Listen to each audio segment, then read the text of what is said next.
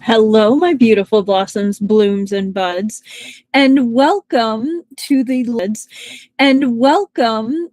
last live stream ever of Copper Coins. I'm excited. We kind of reached an end last time, but we still have loose ends to tie up, and hopefully a little bit more romance to be brought in. But you never know. But anyway, I'm just gonna kind of start over because I can't remember exactly how much I've said. I'm Rosebud Reads, and welcome to my book garden. So while we wait for some friends to get here, let's just go over a couple things. So this is a chill stream. What that means is that it's very low key. It is very chill. I may occasionally look things up. I will talk to myself. I will talk to my lovely book garden. And occasionally I might look up either a word or a picture of something that's being described, either to clarify what I think it means or else to see what it looks like. Sometimes we have things that are being described or talked about that I'm not really sure what it looks like or that I think people might be interested in learning more about. So I will do that. And I know this isn't everyone's kind of stream, especially because tonight, of all nights, my parents are helping host the choir, which is what you hear in the background right now. I don't know how loud it is for you, but it is rather present for me, which I apologize for. But we're gonna get through it and all that. In any case, I know this isn't everyone's cup of tea, and some people prefer it to be kind of more of a straight read through and less kind of the chatting that we usually get up to. But you never know. Maybe stick around. You might find you enjoy it. And if not, no hard feelings. Okay, next, this is also a mature stream. This has 17 plus things that are written about. It could be violence, murder. That's what the background music is. It's live. Usually they host it on Wednesdays, but there was the scheduling conflict this week. But anyway, we have potentially triggering things coming up in these books that could be things of a carnal nature, that could be things of a violent nature, that could be just things that are very descriptively disturbing. But those things do exist in these kinds of books. They're adult books. I'm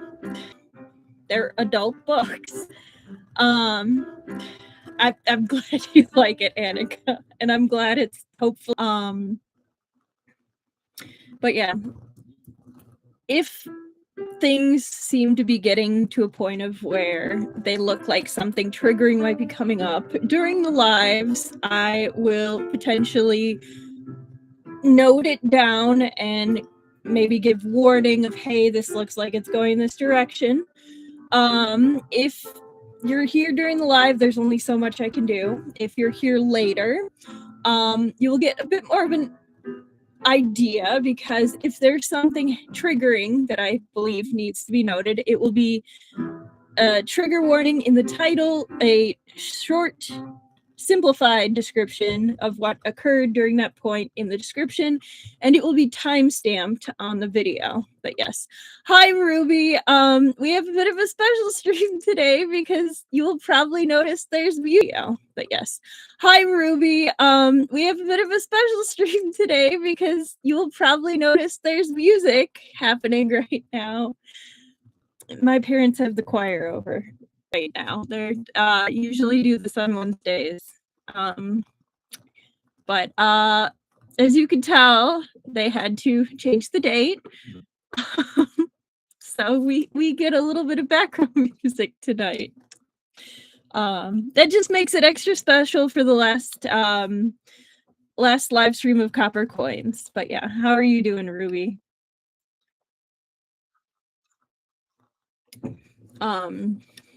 Anyway, I am not sponsored.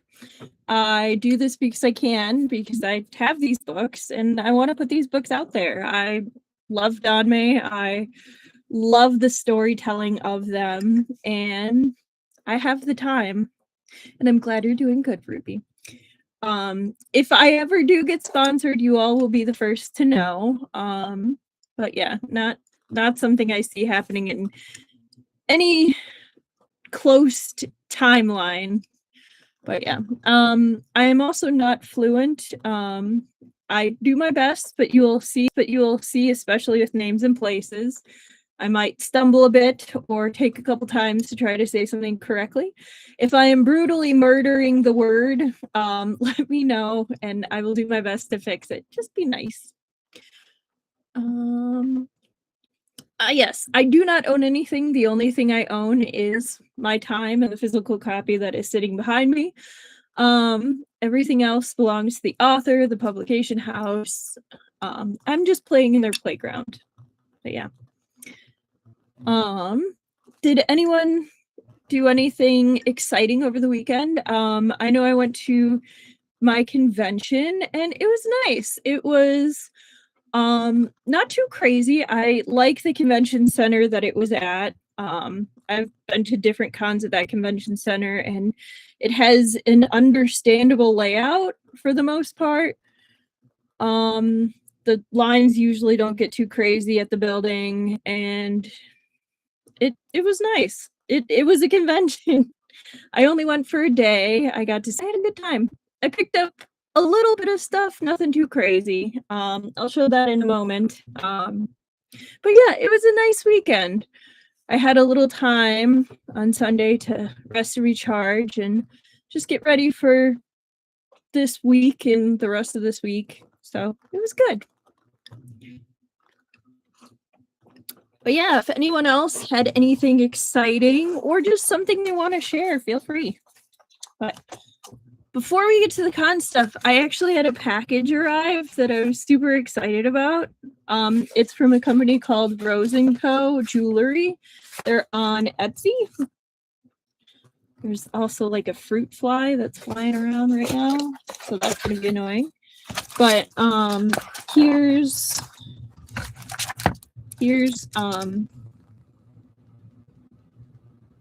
their logo and also a little thank you code. So bonus. Yeah. So but what I ended up getting is actually an Olrugio necklace, because as you've seen, I am definitely enjoying Witch Hat, but I thought this was pretty cool, pretty unique. I saw one other Danmei person. I saw Shai-Lian. They were more kind of old school comic book era with a lot of voice actors from different things there. Oh, I didn't realize it turns. Like each one's an individual piece. That's cool. But no, it's not really a Danmei convention. I just kind of wanted to check it out because the tickets were affordable. And me and my fumble fingers. But yeah. I'm trying to think of what happened. I did end up getting a signature from one of the voice actors, and I got it for a friend, but I was passing out sparkly snakes. Thank you. It's an Olrugio necklace. I just got it today. It's from Rosie and Co. Jewelry shop. I'm gonna make it a little shorter. Ooh, you just started reading after the disabled god of war became my concubine? No, that's a really good one. I actually read that one before it was published, like when it was still hard translated. But yeah. The protagonist is the general who's like, I don't understand what this prince is doing, this fox hiding his tail, like trying to be a wolf, and it's a fox hiding his tail. Oh yeah. This necklace is gonna take some getting used to, but that's okay, it's cute. It's close enough. Alright. Now, as always, I did pick up some things from the con, and I actually did some trinket trading. So, first off, I ended up picking up a couple things from Milky Tomato. I like their way of advertising. Thank you. So what I actually ended up picking up first is scrunchies, because at work I usually wear my hair up. Just because it's easier. And the bag is super cute, I agree. A lot of their stuff is really cute. So I ended up putting like all of the stuff in there. But I ended up getting a new patch, so I'll put that on my jean jacket. I appreciated that they were reading.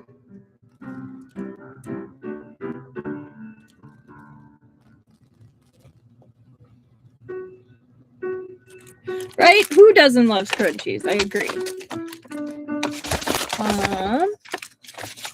Nope, that's not it. Alright, I'm just gonna dump it out and we'll go from there. Okay. My mom was a little uncertain about this, but I think these are adorable. Snake udon.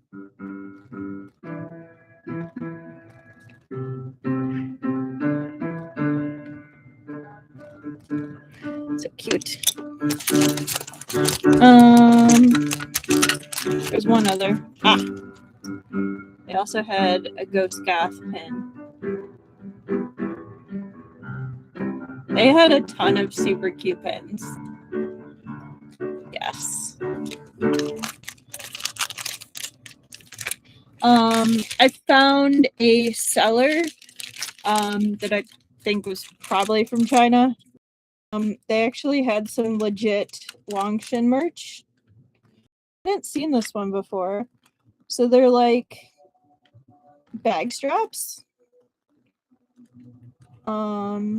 So pricey, but like it feels like keychains are now $15 anyway. Worth it.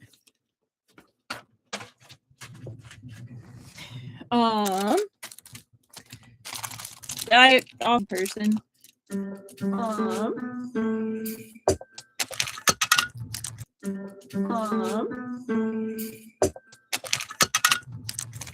At a separate booth that had like a lot of different pins and things.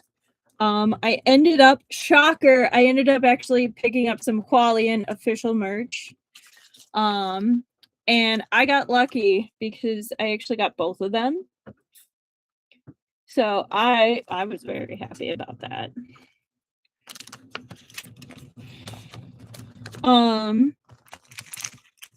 saving one of my favorites for last. But there was this really sweet seller. It's a stitch down there. Stitching Witch. And it's aquarium gacha. So it is Qualian. I know. But I ended up getting the shiny angelfish.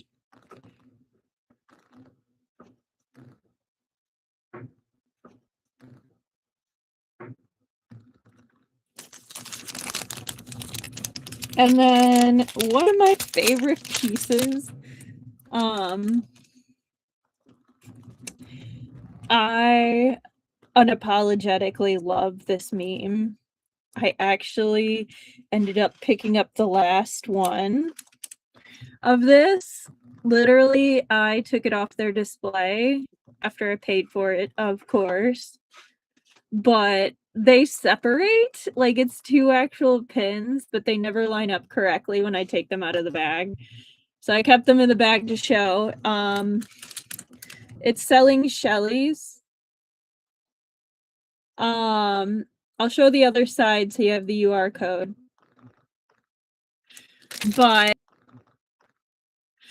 But their stuff was pretty funny.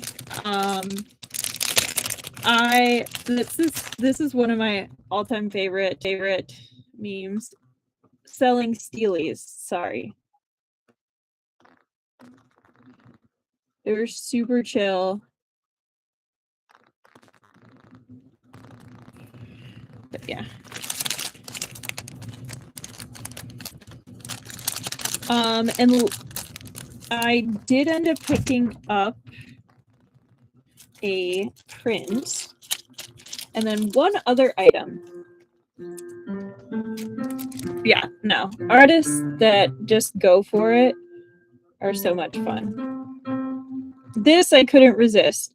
I've been trying to like back away from prints recently just because I don't have places to properly display them.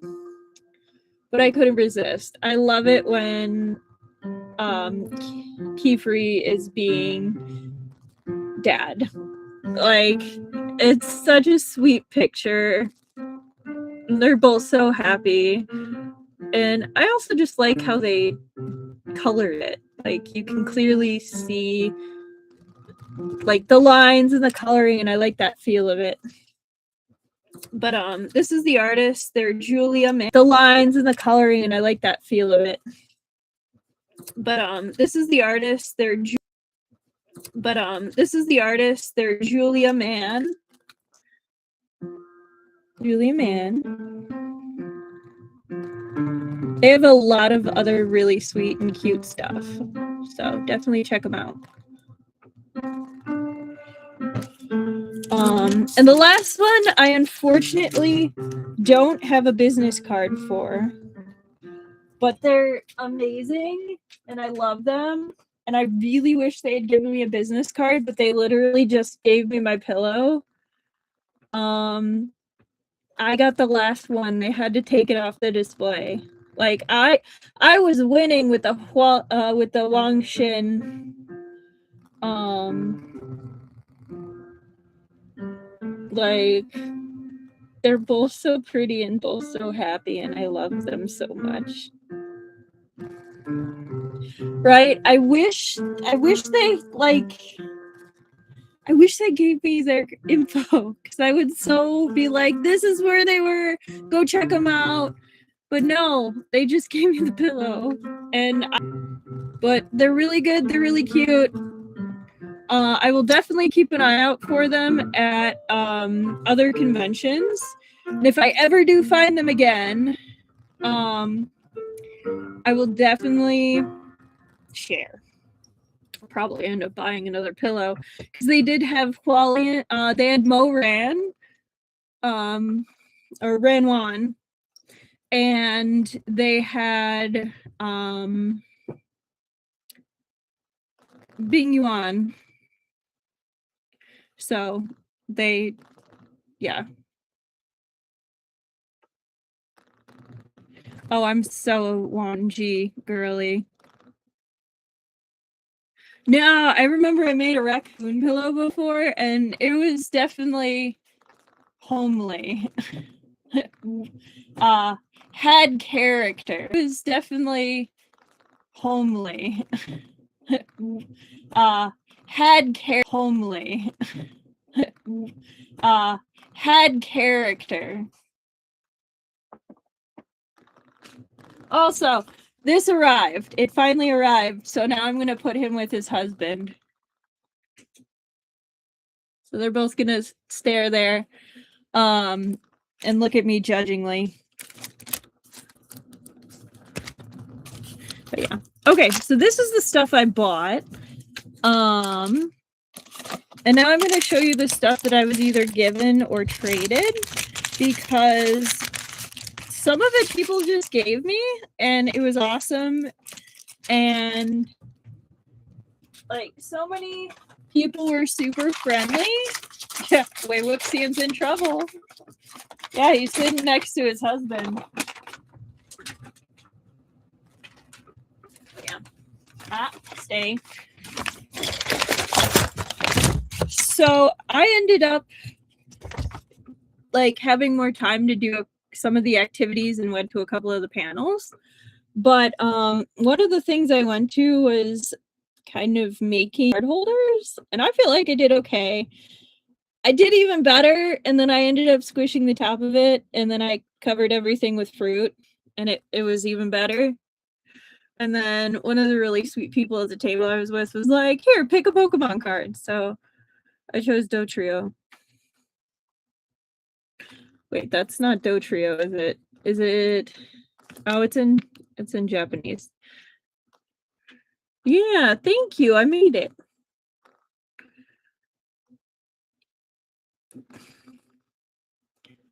It was fun. Dodo. Okay, Dotrio is the one with 3.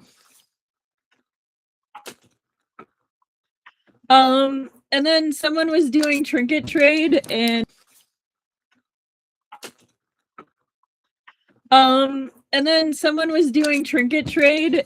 I had my friend just randomly reach into the bag, and I got a bleach tablet,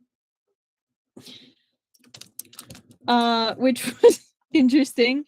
There was also a very nice woman who just had this gigantic canvas bag and was passing out mushrooms.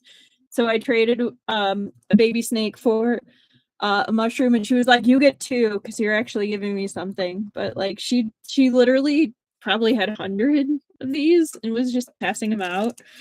So she was cool, super cool. From the people at the table I was sitting at and making that, I got like a couple of stickers that someone like they actually made these. Which I thought was super cool. And then another person was just handing out these cute little minis. A random table was just like, we just made these, take one. I was like, all right, I like bunnies. I was like, all right, I like bunnies. And then they were chucking these when I was playing bingo. So I caught it.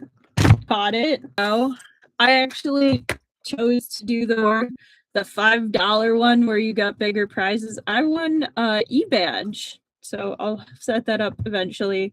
And then I won a snake. A little snaky. And then, last but not least, I ended up trading with a very sweet little girl, and she gave me a Glaceon candy. So I traded a bracelet. She was very, very sweet. Okay.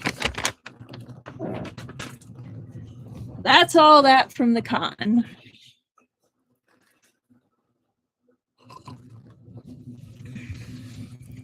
Now, what you have been waiting for, the final stream of copper coins. All right, stream starts buffering, let me know, I'll reset it, and we'll go from there. But now, let's get to reading. Okay. Let me make sure I get this and note down the time. All right.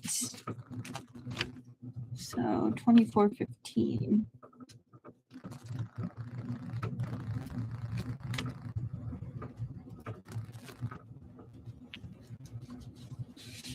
All right. So last time we ended with Xuanmin dying.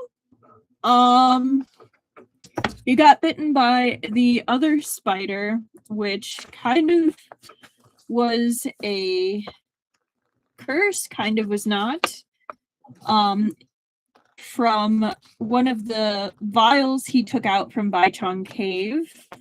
There was an additional mother and child spiders that Shushian used to have them bite for Xuanmin's neck, and then himself, or himself first and then Xuanmin. I know it makes a difference, but the two figures, one black, one white, knelt amid the wreckage of shore, clinging to each other for an immeasurable time. So long did they sit that the blood around the stone statue in the reversed array faded, and the crimson lines on the ground silently pulled back. So they then saved the 200 unconscious people because their blood flowed back in. But Xuanmin had mentioned that the Baichong Cave bred two types of spiders. Since the small spider wasn't a life-sharing spider, it had to be the other one. But Xuanmin had never explained what the second type was or what purpose it served.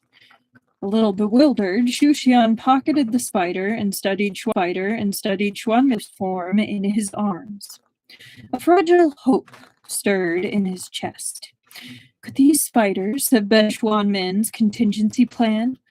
A safeguard? Could it be? Shushian tightened his hold on Xuanmin and pressed his chin into the man's shoulder. His lips brushed against Xuanmin's icy neck, then the tip of his nose, before he finally buried his face in the hollow of Xuanmin's throat. Are people getting weird distortion? I'm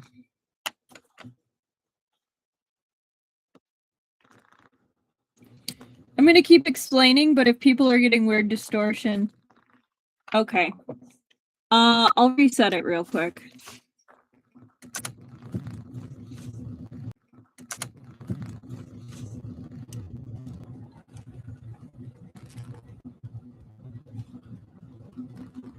Okay. Hopefully this will be better. If not, let me know.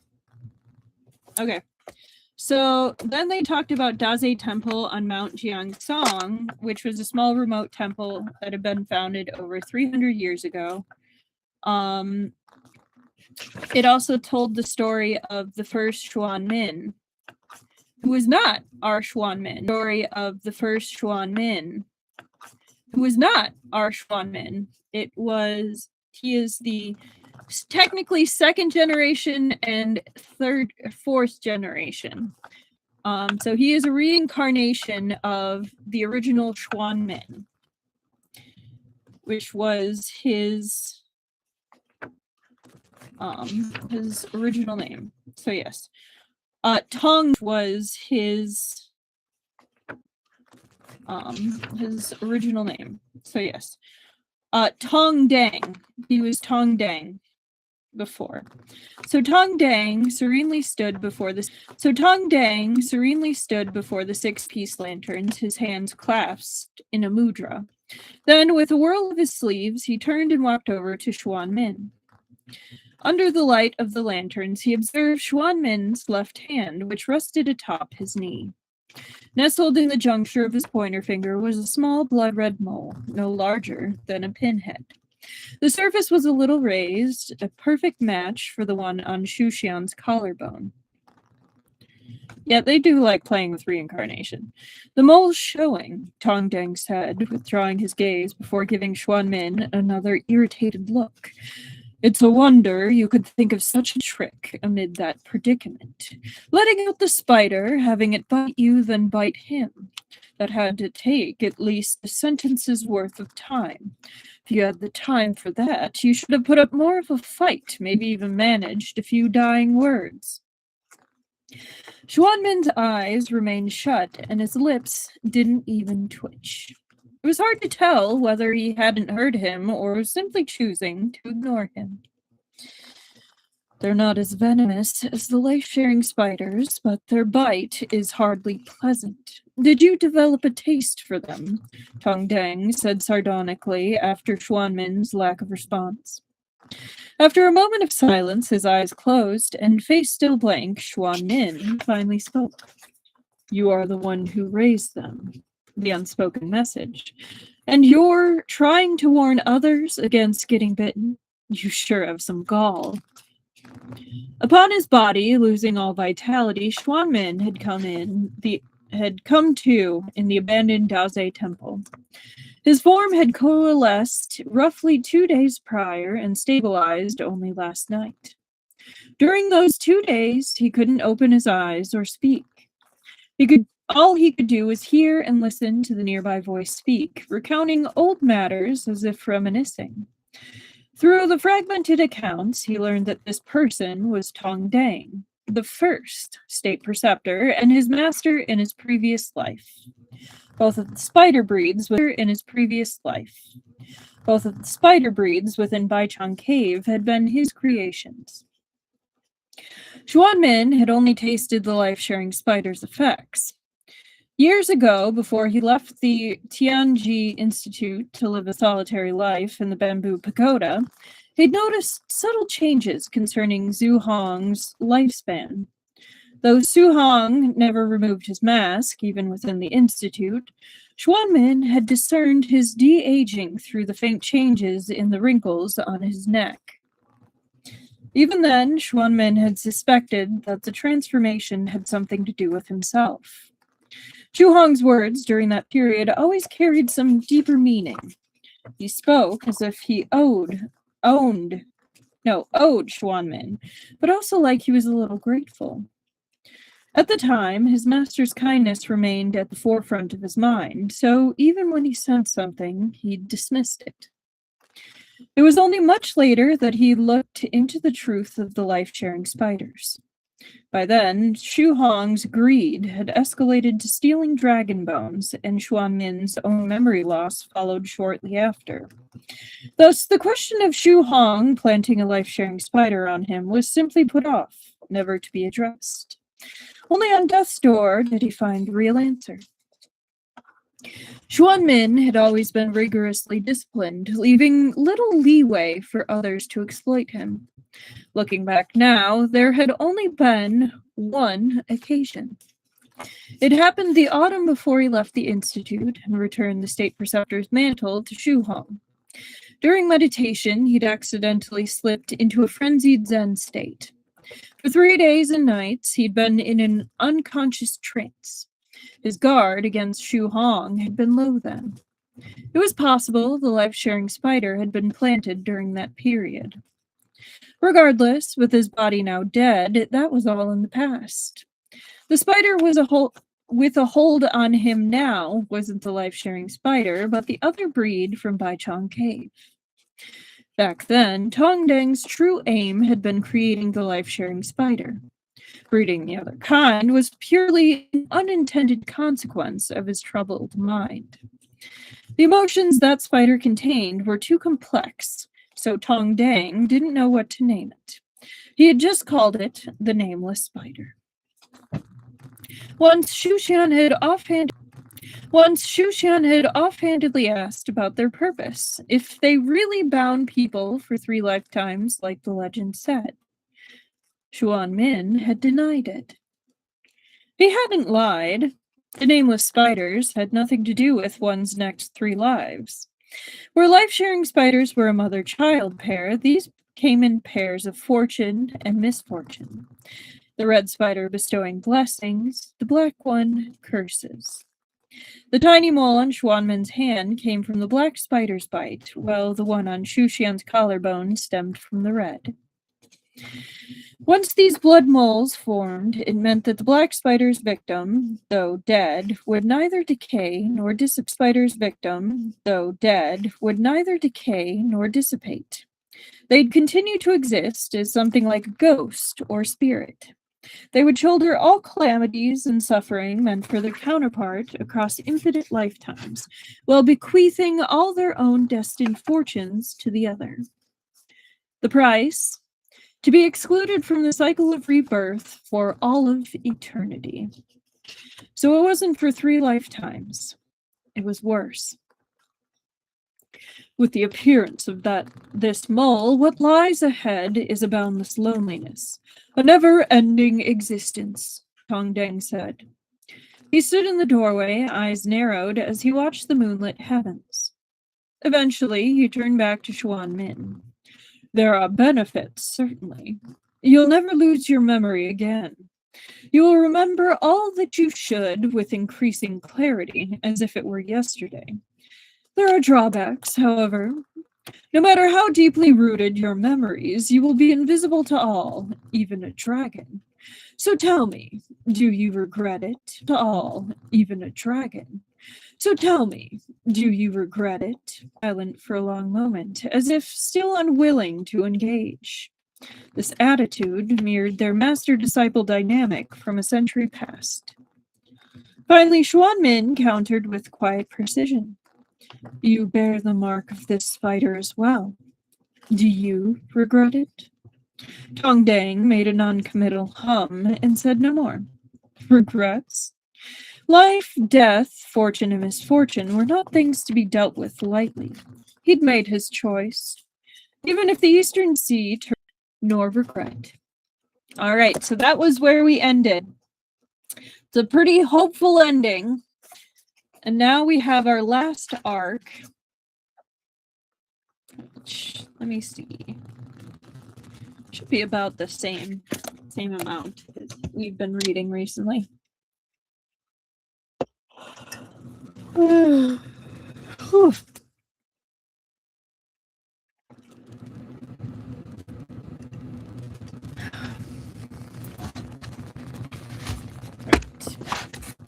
Arc 6, Homecoming.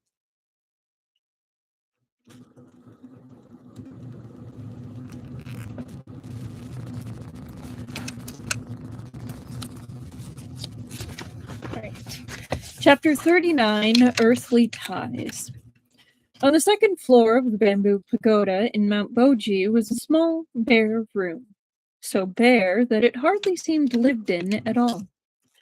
It held only a single bamboo bed, which appeared to have seen little use. The kind of life its former occupant had entered. One had to wonder about the kind of life its former occupant had led there. Did they not eat, drink, or sleep? Were they trying to ascend?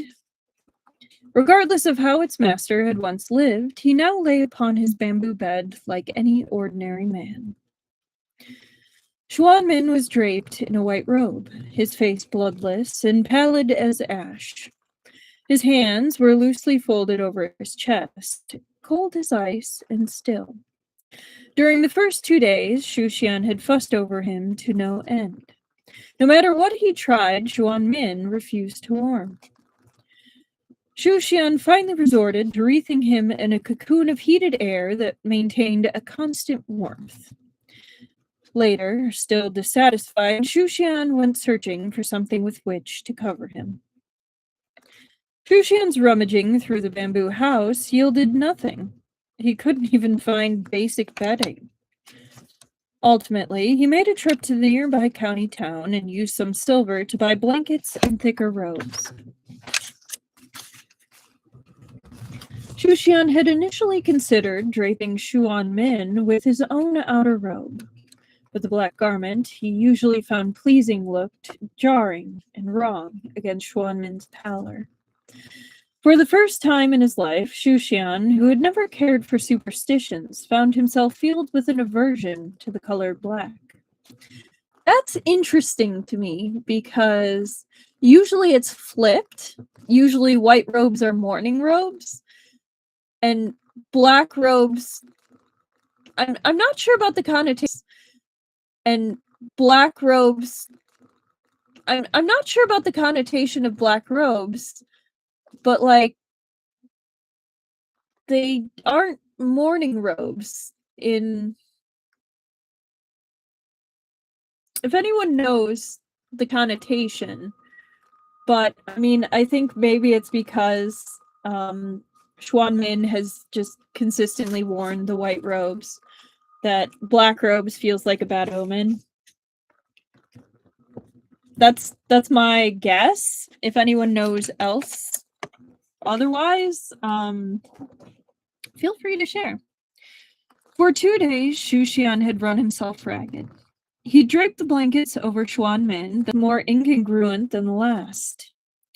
After an endless back and forth, running here and there, he settled on covering Xuanmin with a spotless white robe.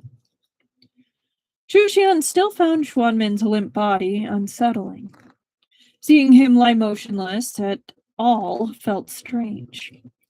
In Xuxian's memory, Xuanmin was either seated in meditation or up and calmly attending to important business. Xuxian sat for a while until he just couldn't take it anymore and went to adjust Xuanmin's posture. Grabbing Xuanmin's arms, Xuxian folded them over the monk's chest. Once satisfied, Xuxian made a solitary trip back to Baichang Cave. He traveled straight to the final chamber and meticulously made rubbings of every line of the strange script scrawled across its walls. However, the words meant nothing to him. Even with the replica in hand, he was no closer to a solution. Xuxian once again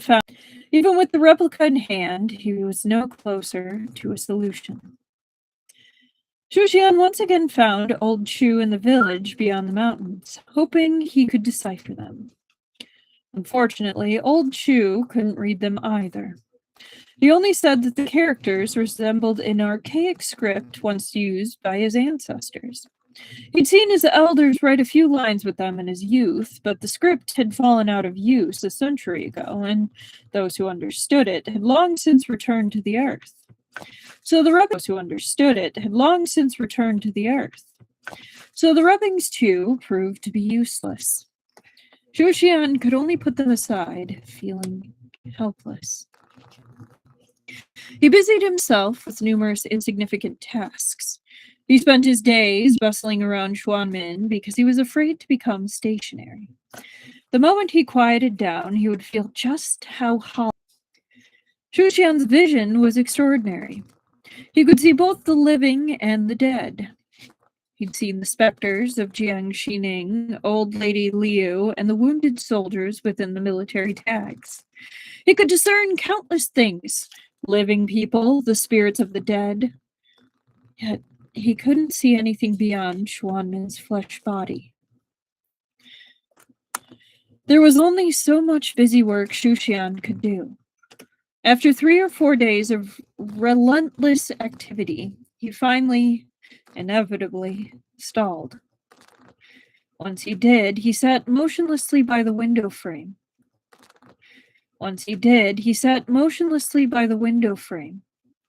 He watched Xuanmin for days on end.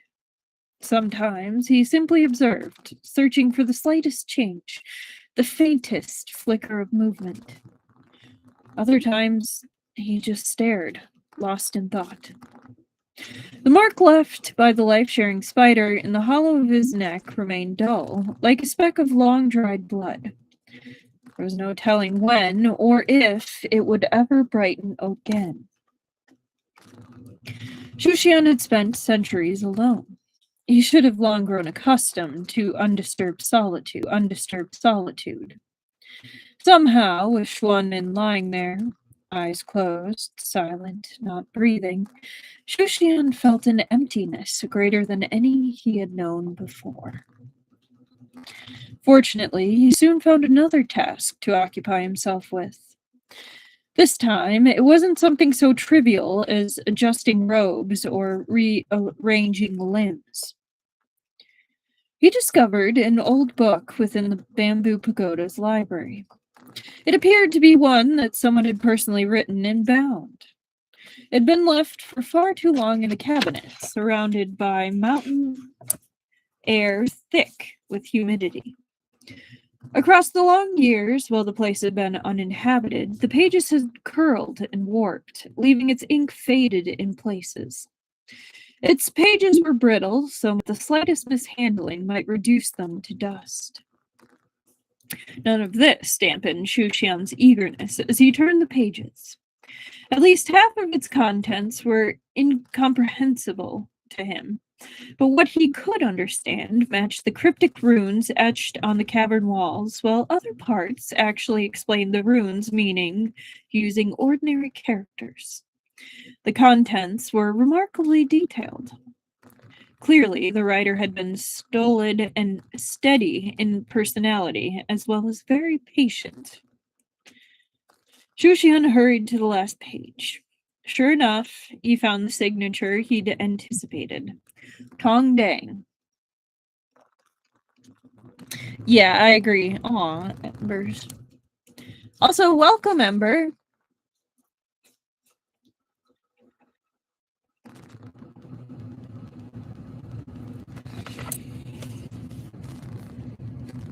During Shushan's chi deviation on Mount Jiangsong, the connection forged through the copper coins had allowed him to glimpse fragments of Xuanmin's restored memories.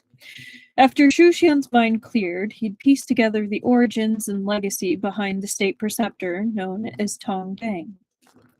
Based on this information, the Tong Dang who'd created the life-sharing spiders in Baichong Cave and the Tong Dang who'd penned this book were one and the same. The very first. Shushan had never met that Tong Dang, but judging by this book, he couldn't have been a wicked man. He'd seemed a devoted teacher.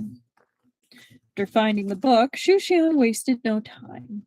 He retrieved the rubbings of the cave's inscriptions and cross-referenced it with the book, annotating each character line by line. For 4 sleepless days, he labored until the meaning of every mark on the page became crystal clear. Then he sat silently at the sat silently at the desk for an entire night, unmoving. Someone had decided to shoulder the misfortunes Shushan had suffered across lifetimes, all without asking for anything in return. Not even acknowledgement. Had Shushan not deciphered those cave writings, he might never have known what Xuanmin had done for him. How could he possibly abandon such a person now? Even if Xuanmin had entered the cycle of rebirth, Shushan would have been able to find him. And since he hadn't, that made it easier. No matter where Xuanmin was, Shushan was going to drag him back. Ooh. I like the sound of that.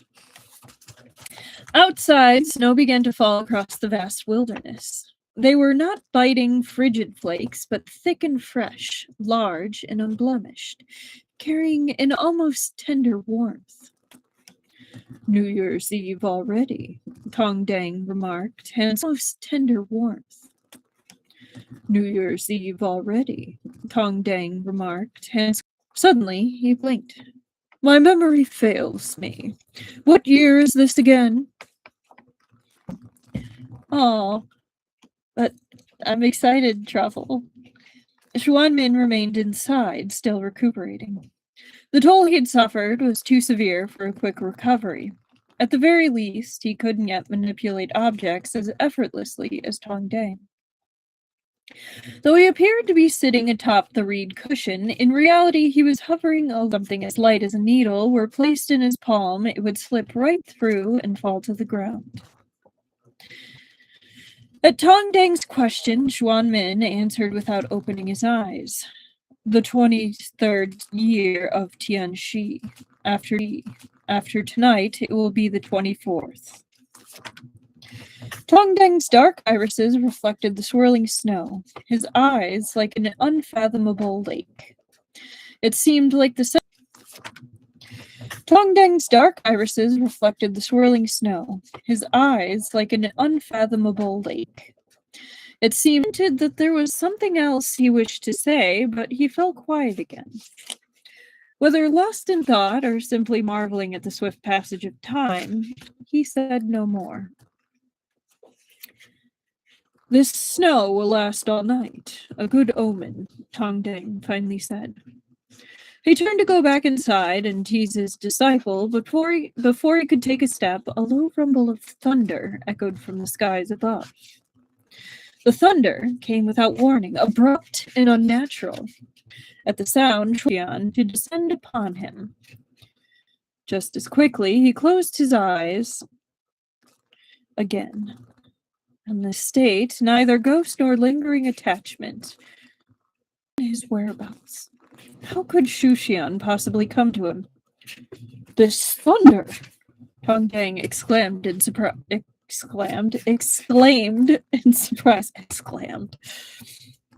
Before he could finish, the lightning concealed within the heavens reared its head, a stark white flash that zigzagged like a twisted, knotted branch. It lashed down from above, its target crystal clear. Daze Temple.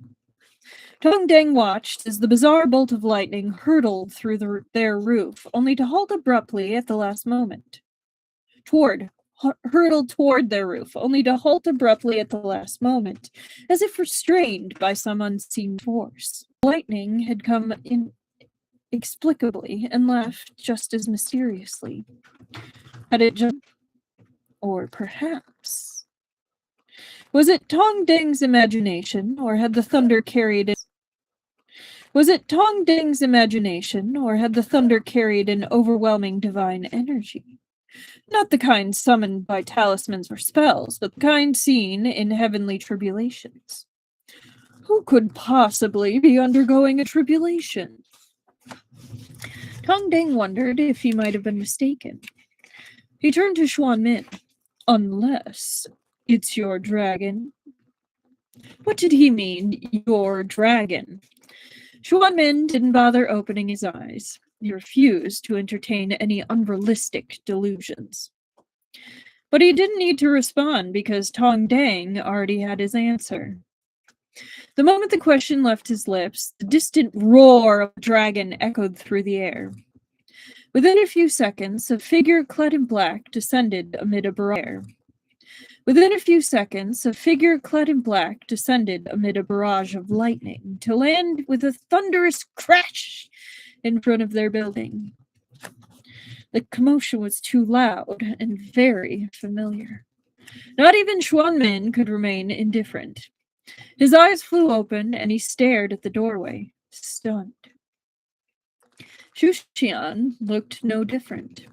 His complexion was still pale, his features as striking as ever, but to Xuanmin it seemed an eternity since they had last met.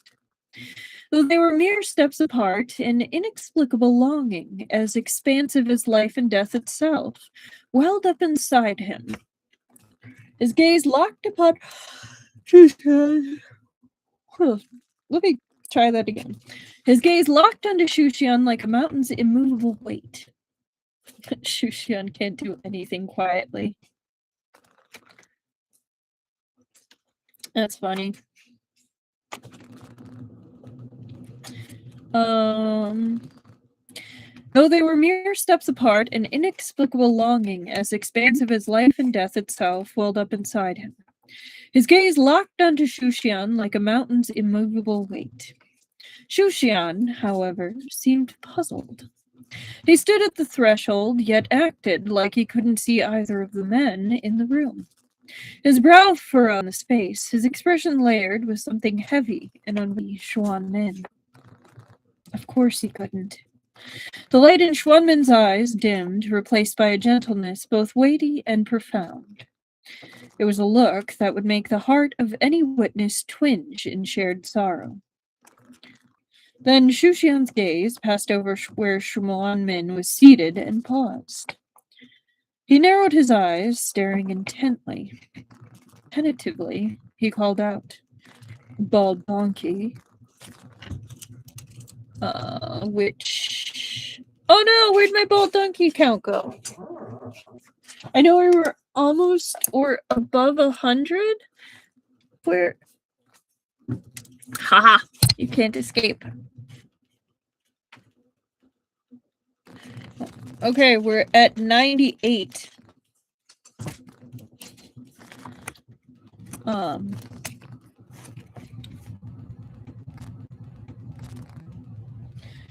Then Shushian's gaze passed over where Xuanmin was seated and paused.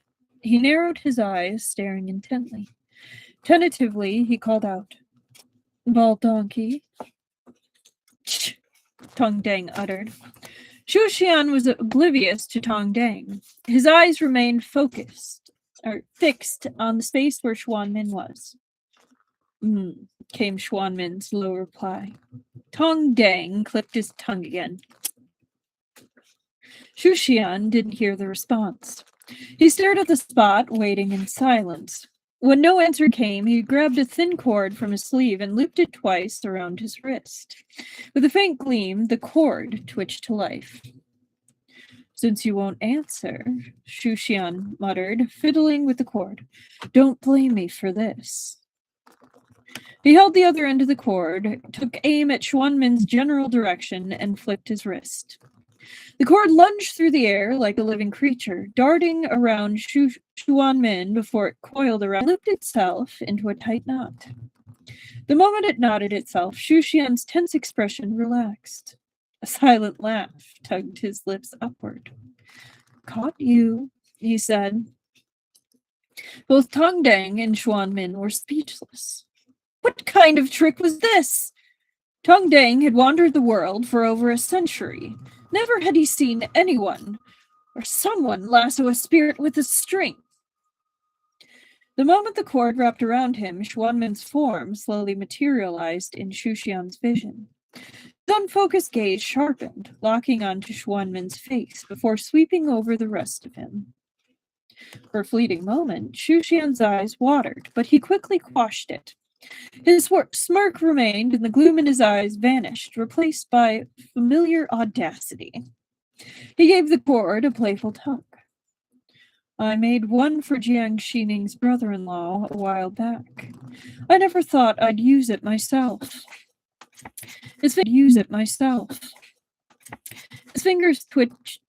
twirled the cord lazily, and its slack length grew taut, tugging on Xuanmin's wrist. It was as if he were a lazy fisherman reeling in their catch. As he tugged Xuanmin back to him, he threw out some teasing. "You're lucky I didn't toss it away." Mere moments ago, Xuanmin had been unable to touch anything, not even a thread. But Shushian's fragile cord was like a line that tethered Xuanmin across the boundary of life and death. His insubstantial form suddenly colored with the weight of endless longing, turning solid and grounded. He dropped onto the cushion, and a surge of spiritual energy flowed through the cord. Just like that, he'd become tangible.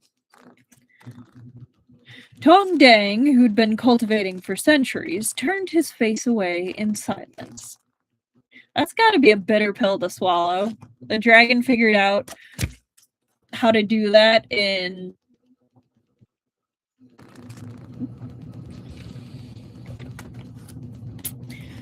With Xuanmin found, all the anguish Shushian had suffered dissipated like smoke. He stayed outside the room, his demeanor turning flippant. "Shushian fished up a monkfish." "Yes, he did, Truffle. Yes, he did. Truffle. Yes, he did." "What are you doing, just sitting there like an idiot? Get over here. I'm not here to pray and offer incense. I came to capture you." He yanked cheekily on the thin cord a couple of times, urging his prize catch to stand and come on over. And Xuanmin let himself be reeled in by the wrist. "All right," he said as he rose to his feet. Replying "all right" to being captured. What a thing to say, Tong Deng thought. Perhaps it was due to the effect of the cord, or perhaps right to being captured. What a thing to say, Tong Deng thought. Perhaps it was due to the effect of the cord, or perhaps remnants. Either way, after a few tugs, Shushian frowned and glanced at Tong Deng in confusion. "Why is there a white shadow next to you?" Xuanmin was taken aback. "A white shadow. Earlier, you looked like a white shadow too. Here, one moment, gone if I blinked. I even thought my eyes were playing tricks on me." Something like, "I hallucinated you from sheer longing," was too mortifying to voice. Xuanmin's eyes rippled with candlelight, and his eyes settled warmly on Xuxian. The latter's smirk deepened. "Explain yourself," shot Xuanmin a sidelong look. "Your dragon has quite the mouth on him." Luckily, Xuanmin didn't need to explain. Xuxian had already tapped into his senses. He vaguely heard what Tong did. He only caught the beginning. Amused, Xuxian picked at his ear like he needed it cleaned. "Sorry, I didn't get all that," he deadpanned. "Who did he say I belonged to? What audacious fool dares to claim a dragon as their own?" Xuanmin paused. He suddenly had the feeling that he was being ganged up on. Tong Dang raised an eyebrow in surprise. "You can hear me?" With the cord firmly secured around Xuanmin's wrist, Tong Dang's figure also grew clearer in Xuxian's vision. Realization dawned on him. Xuxian being a tsundere and Xuanmin being yandere moment. Monkfish is funny. It definitely is, Ruby.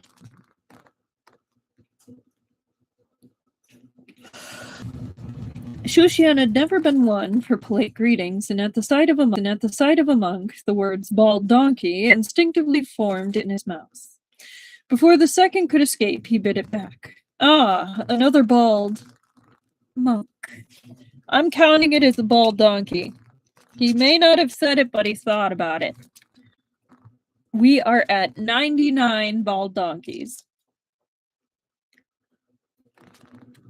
I love Tong Dang's and Xuxian's dynamic. "My grandson got me a sparring partner." Right. "You think I wouldn't notice just because you swallowed it down?" Tong Dang wondered. In terms of age and experience, Xuxian was undoubtedly the eldest among the three. Being a mighty dragon, he bowed to no one, and if he did spout nonsense, who could stop him? However, this once he held back out of consideration for Xuanmin.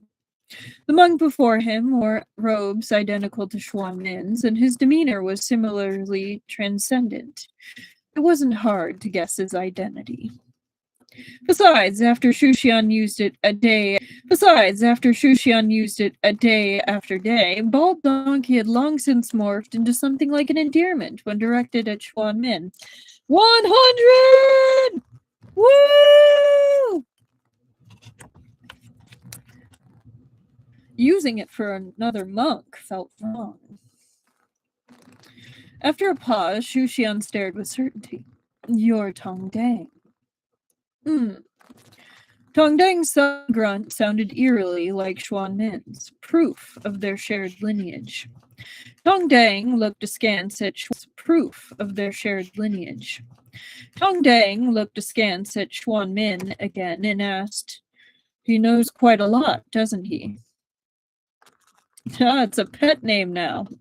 I mean, yeah.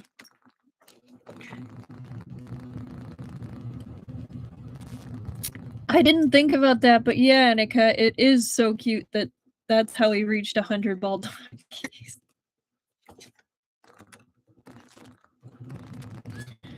Though his tone mirrored Xuanmin's usual calm, there was a teasing edge to it. Xuxian found it amusing. This was the first person he'd met who was genuinely connected to Xuanmin, his master, no less. The novelty wasn't lost on Xuxian. Though, judging by their states, this master-disciple pair shared more than just mannerisms.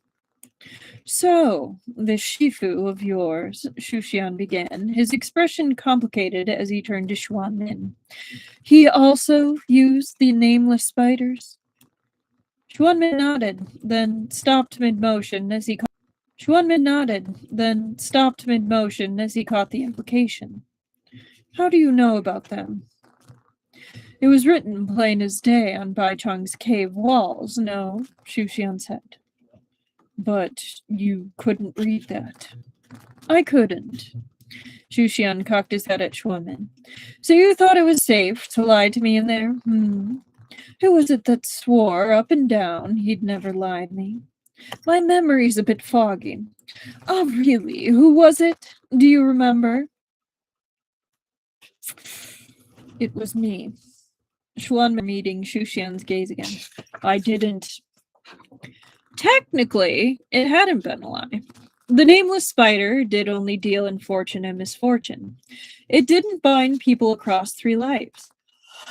He omitted a few details to spare Shushan the worry. But Shushan was determined to prod Xuanmin further and cut him off before he could explain. So, every word you said in that cave was true. There wasn't a single lie. Xuanmin was silent. He really had lied. A peaceful death in old age, he'd claimed. Tong Dang couldn't take it anymore and turned away. Foot and mouth, he muttered. This wasn't really an attempt at a guilt trip on Shushan's part. After all, there was nothing for Xuanmin to feel guilty about. It was just that Shushan hadn't spoken to Xuanmin in what felt like forever, and he couldn't resist ruffling him a little.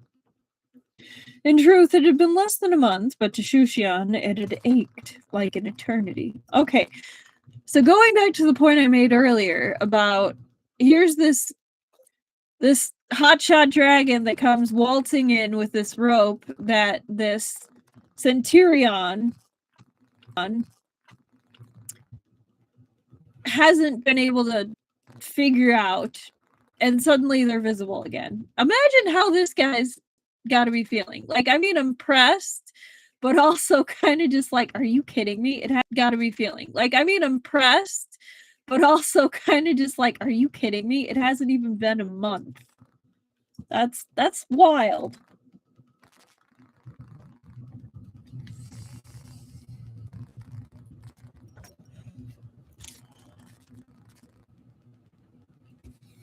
When Xuanmin didn't draw closer, Shushan gave the thin cord another playful tug, which made Xuanmin's hanging hand sway a little. This time, however, Shushan didn't linger outside the door. Instead, he strode right in and unceremoniously plopped himself. Shushan didn't linger outside the door. Instead, he strode right in and unceremoniously plopped himself beside Xuanmin. Tong Dang averted his gaze again. Shushan patted Xuanmin's shoulder and grumbled. Do me a favor and tell your master, if he ever needs to leave a message again, he'd better not write it in some cryptic script. This is all thanks to me finding that old book in your bamboo pagoda explaining those symbols. Otherwise, you'd have been stuck here for at least a century. It's the power of gay right there. Power of love, I believe. I mean, power of something.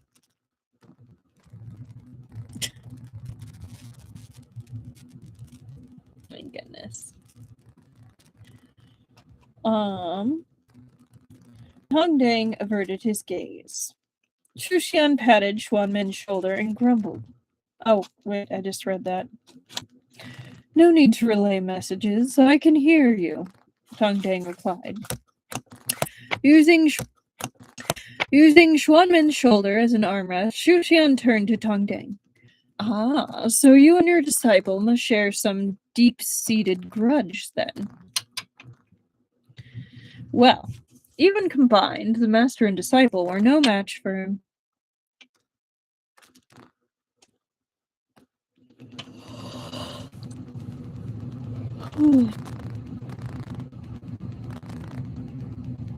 Well, even combined, the master and disciple were no match for him. After all, this was a bona fide wise one that they were dealing with. Tong Dang gave Xuanmin a long, deep look. Where exactly did you pick up this dragon? Scooped me right up with some dirty copper, Shushan scoffed. Tong Dang didn't hold back. What a cursed fate. Xuanmin did not reply. Also, Tong Dang should just use jars like everyone else to raise his weird bugs. Right, Truffle? I mean, maybe then he would have finished him on time.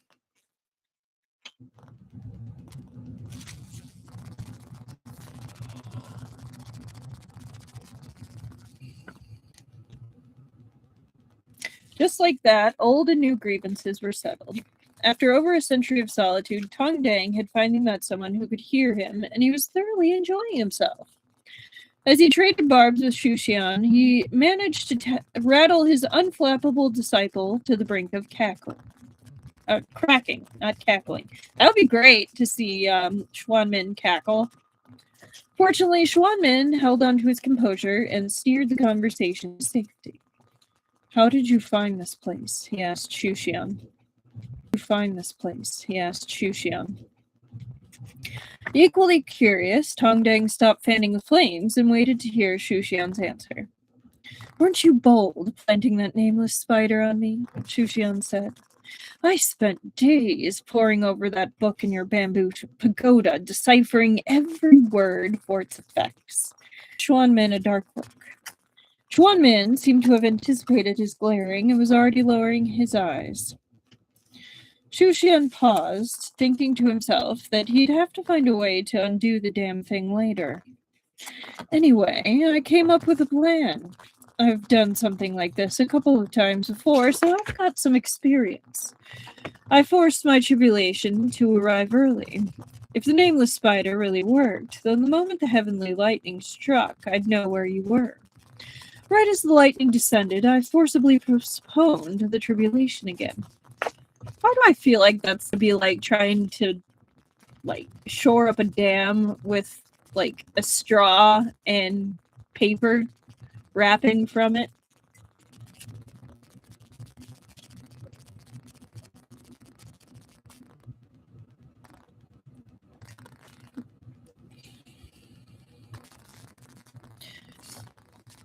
Xuanmin and Tong Dang were speechless. Divine lightning from the heavens, especially the kind that struck down during tribulations, was not something mere mortals dared to trifle with. Yet this wise dragon spoke of advancing and postponing his tribulation as if it were child's play, orchestrating such a spectacle just to find one person. Such casual mastery over heavenly thunder was terrifying. When Shushan decided to provoke his tribulation, he had already considered the risks. He had only altered his tribulation schedule to avoid bringing calamity to the mortal world, giving him some knowledge of those matters. But there'd been no guarantee things would go smoothly this time. If something went wrong, he'd planned to shift into his dragon form and shield Xuanmin's location completely. Let me see if that lightning can twist and turn its way past me to strike him instead, Shushan had thought. But he left such things unspoken. No need to tell Xuanmin, otherwise Shushan would undoubtedly be subjected to a stern lecture. Before landing at Daze Temple, Shushan had imagined finding Xuanmin and dragging him back without delay. Now he was faced with Tong Dang, who floated in a liminal space alongside Xuanmin. Judging by their interactions, the bond between them seemed unexpectedly warm. Tonight was New Year's Eve, a time when mortals gathered with family, a night of reunion. Snatching the disciple away and leaving the master alone felt inappropriate. So when Shushan stepped inside, he resolved to let Xuanmin finish his duties as a disciple, at least for tonight. But as this thought crossed Shushan's mind, Tong Dang seemed to have realized something. Before you tied that cord earlier, it looked like you had glimpsed him. Logically, existences like ours aren't ghosts or spirits, so you shouldn't have. But as a prideful dragon, he would never voice such sentimental drivel. Maybe he really wanted to see me, or maybe he really wanted to, Shushan said shamelessly as he patted Xuanmin's shoulder. The most unbearable part? That disgustingly saccharine line was Mile.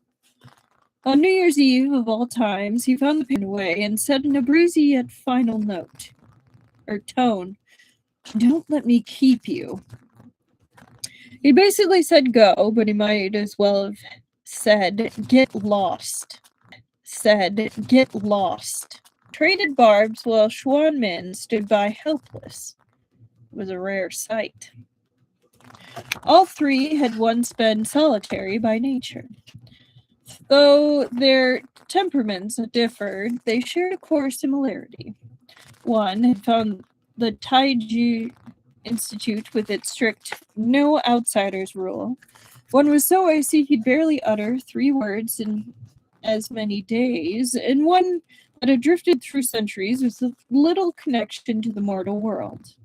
No one could have predicted that putting them in a space together would create such chaos.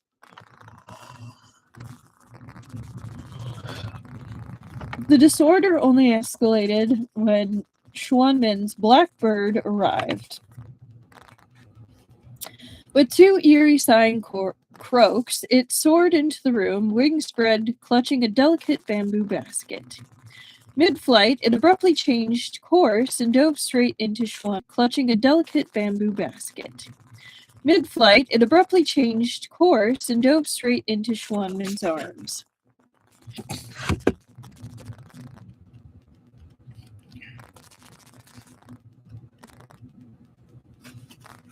The bird snapped its beak at him in defiance. "Oh, this thing's still alive," Tongdang remarked dryly. "You know it?" Shu Xian asked, then recalled the string of coins the bird had once brought him and pieced the connection together. "This whole bird's older than him," Tongdang said, glancing at Xuanmin, "though it still acts like a spoiled fledgling." The bird shouldn't have been able to hear or see Tongdang, but the creature had never obeyed the rules governing ordinary beasts. It was practically a spirit. After Tongdang spoke, it tilted its head in his direction, like it had caught a faint sound or sensed an old presence. Xuanmin looked up. "Decades ago, I found it huddled in a corner of the TNG Institute, one wing injured. You've met it before. Union with Tongdang. Fragments of Xuanmin's past life had surfaced, but only hazily. It was like awakening after a dream that he had mostly forgotten, yet bits and pieces still lingered." His impression of the bird remained unchanged from the time when he'd been 6 or 7. Back then, he'd assumed its appearance at the Institute was mere chance. A rare and capricious longing for a pet had stirred within him. So he kept it all these years. But Tongdang's tone suggested their history ran much deeper. "I did more than simply meet it," Tongdang said. When the Blackbird had first arrived at the TNG Institute, Tongdang had been the state preceptor, and the Xuanmin from his previous life had been just turned 10. At the time, Tongdang was a little troubled. The disciple he'd raised was exceptional in every way, save for one flaw. He refused to engage with people. More like a snow effigy than a person since childhood, he showed no signs of thawing even as he aged. I'm beginning to understand why dragons are said to be solitary. If they're all like Shushian, they'd never get along for a second. The cockiness is insane. Hey, I'm so sorry to do this, but sorry. Okay, I'll be right back. Oh, I'm stuck.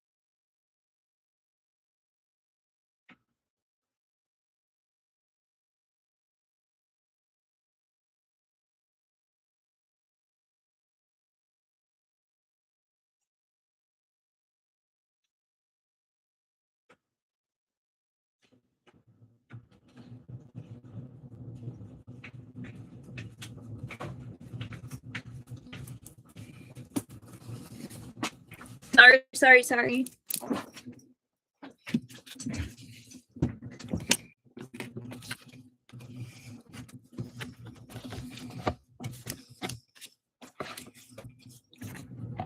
All right. Sorry about that, but I'm back. Okay.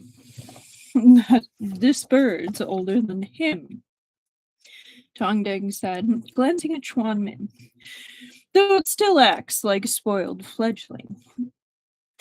The bird shouldn't have been able to hear or see Tongdeng, but this creature had never obeyed the rules governing ordinary beasts. It was practically a spirit. After Tongdeng spoke, it tilted its head in his direction like it had caught a faint sound or sensed an old presence. Xuanmin looked up. Decades ago, I found it huddled in a corner. The Tianji Institute one wing injured. You've met it before? Since he entered this state of half-existence and reunited with Tongdeng, fragments of Xuanmin's past life had surfaced, but only hazily. It was like awakening after a dream that he'd mostly forgotten, yet bits and pieces still lingered. The impression of the bird remained unchanged from the time when he'd been 6 or 7. Bits and pieces still lingered. The impression of the bird remained unchanged from the time when he'd been 6 or 7. Assumed its appearance at the Institute was mere chance. A rare and capricious longing for a pet had stirred within him, so he'd kept it all these years. But Tongdeng's tone suggested their history ran much deeper. I did more than simply meet it, Tongdeng said. When the blackbird had first arrived at the Tianji Institute, Tongdeng had been the state preceptor, and the Xuanmin from his previous life had just turned 10. At the time, Tongdeng was a little troubled. The disciple he'd raised was exceptional in every way, save for one flaw. He refused to engage with people.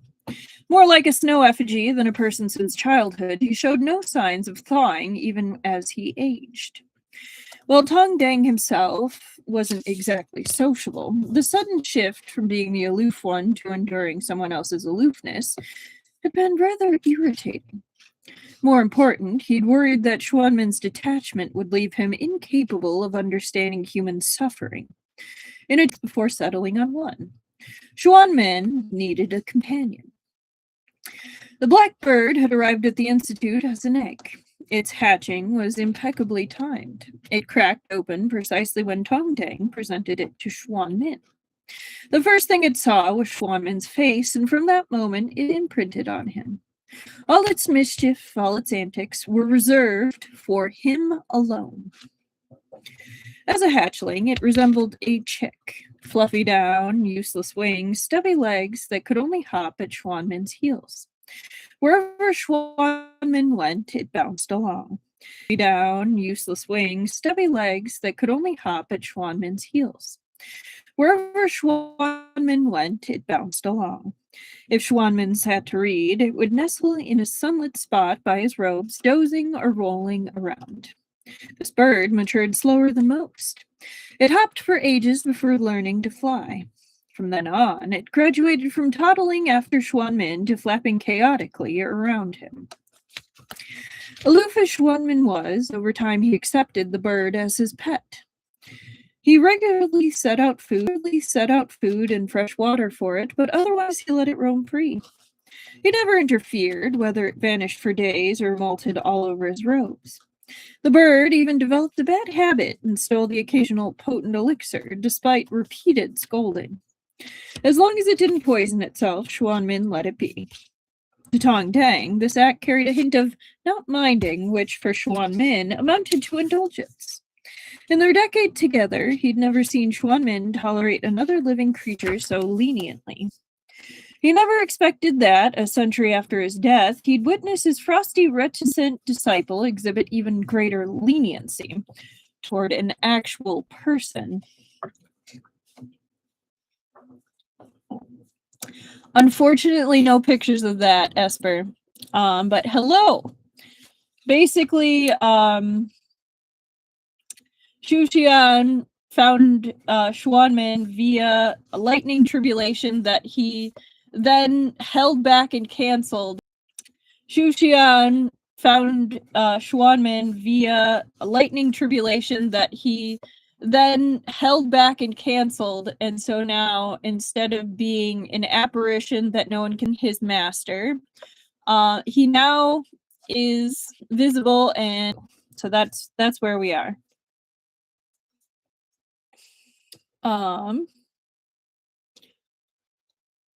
He'd never expected that a century after his death, he'd witness his frosty, reticent disciple exhibit even greater leniency toward an actual person. It was only upon meeting Xuxian that Tong Dang realized the true extent of Xuanmin's indulgence. Yeah, of course. It was only upon meeting Xuxian that Tong Dang understood that his disciple was defenseless against creatures of the ever-troublesome variety. He began to suspect Xuanmin only knew one response to Xuxian. All right. Had he seen Xuanmin grab Xuxian, his tone a little solemn and a little indulgent, as he asked, outsiders would not have noticed anything amiss, but Tong Dang had raised Xuanmin. That tone, for him, it was downright teasing. Downright teasing, you say? Xuanmin received a flask of warmed wine and a porcelain cup from the intricately carved bamboo basket the bird carried. Must have pilfered them from somewhere in anticipation for Xuxian successfully finding Xuanmin tonight. A few more years and the blackbird might train Xuanmin tonight. A few more years and the blackbird might truly end up with human intelligence. Xuanmin never drank. He blinked at the celadon flask before handing it to Xuxian without a word. Xuxian accepted it, torn between laughter and exasperation. What the hell have you been feeding this bird? Elixirs, Tong Dang said succinctly. Xuxian blinked. Then he gave the wine flask a slight shake, and a crisp, refreshing aroma wafted through the air. Almond dew. Tong Dang just realized that his disciple is gay. Yeah.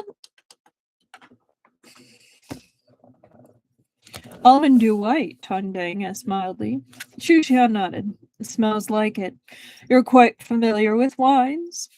Only this one. Tong Dang seemed lost in memories as he absently added, an old friend of mine was fond of autumn dew white. Every New Year's Eve, he'd coax me into sharing a cup with him. Gay recognizes gay! In his retelling, he'd condensed everything into one simple word, coax. So light, so effortless. In reality, his friend had needed to cajole him and hoodwink him with endless excuses just to fill his tiny cup. Wait. Hold on. Xuxian raised an eyebrow at Tong Dang, repeating slowly, sharing a cup. Autumn dew white. You. Tong Dang responded with a nonchalant, Beside them, Xuanmin didn't seem surprised. Though he hadn't fully recalled his past life as a disciple, hearing Tong Dang name that wine had stirred a sense of familiarity, as if it was something he'd grown accustomed to. Xuxian frowned. Monks can drink? Tong Dang raised his hand in a mudra. I never took the precepts. Daze Temple was gone before I could. No precepts meant no vows to uphold. Shushian wasn't well versed in monastic rules, but he knew the basics. His face went blank. I see now, he said, staring at Tongdang and Xuanmin with dead eyes. Not only do you and your disciple have some deep-seated grudge, your disciple also holds a vendetta against himself. Your whole damn lineage of monks aren't even proper monks! No vows! Damn lineage of monks aren't even proper monks! No vows, no restrictions, just pure, unadulterated self-flagellation? Shushian could only sigh and wonder. State preceptors were built different. Even their neuroses were more spectacular than everyone else's. He pointed at Xuanmin. Fraud! Xuanmin shot Shushian a stunned look before turning his gaze toward Tongdang. Rebellious, aren't we? Your face says you're displeased with your master. Tongdang coolly lifted his chin and gestured toward the door. The exit's right there. See yourself out. In short, he was once again telling them to get lost. In short, spare this old man's eyes. Go. Tongdang had absolutely no intention of spending New Year's Eve with his unfilial disciple and this annoying dragon. Leave the autumn dew white. Hate to break it to you, but I'm probably 800 generations your senior, Shushian scoffed. Tongdang fumed, but he couldn't say anything to that. Watching his master teeter on the edge of an aneurysm, Xuanmin remembered how to be a good disciple. He nodded at Tongdang, then patted the back of Shushian's head and said, "Let's go." Despite the seriousness of his expression, the gesture gave the impression he was saying, "I'll take this mouthy guy away now, master. Sorry about that." Shushian calling him out is hilarious. It is hilarious. Shushian didn't mind. He turned to Xuanmin for confirmation. Coming back with me? You're not going to loiter here anymore? Loitering? Was that what Shushian was calling it? Xuanmin said, his gaze steady. Tongdang massaged his temples before shoving both men and the bird out the door. By the time Shushian and Xuanmin returned to the bamboo pagoda, night had fallen. Perhaps the spiritual energy channeled through the corporeal form. The moment the mold fully formed on Xuanmin's spirit, his silent, recumbent physical body underwent a change as well. His dulled mole brightened again, vivid as blood that had finally reached its destination. Before he could speak, he felt himself swept up in a whirlwind. The world spun violently, and an immense force pulled at him until dizziness overwhelmed him. His vision blacked out. When it returned, he found himself lying on his back. Finally. Shushian's voice, heavy with relief, sounded beside him. Xuanmin froze for a moment before he sat straight up. His limbs felt heavy, utterly unlike the weightlessness he'd grown, then lifted his gaze to Shushian. From now on, you'll share a dragon's lifespan. Shushian slapped his palms onto the bamboo bed, leaning in until their faces were inches apart. His voice was low and deliberate. No take-backs. You're stuck with me for centuries, millennia even. If you ever get sick of it, tough luck. Xuanmin's dark eyes were fathomless. He seemed to consider his words before he met Shushian's gaze unflinchingly. I wouldn't have it any other way, he said. This was the first time Shushian had ever heard such direct affirmation from Xuanmin. He blinked, stunned, then grinned, the expression equal parts mischievous and smug. Well, this does count as a life-saving favor.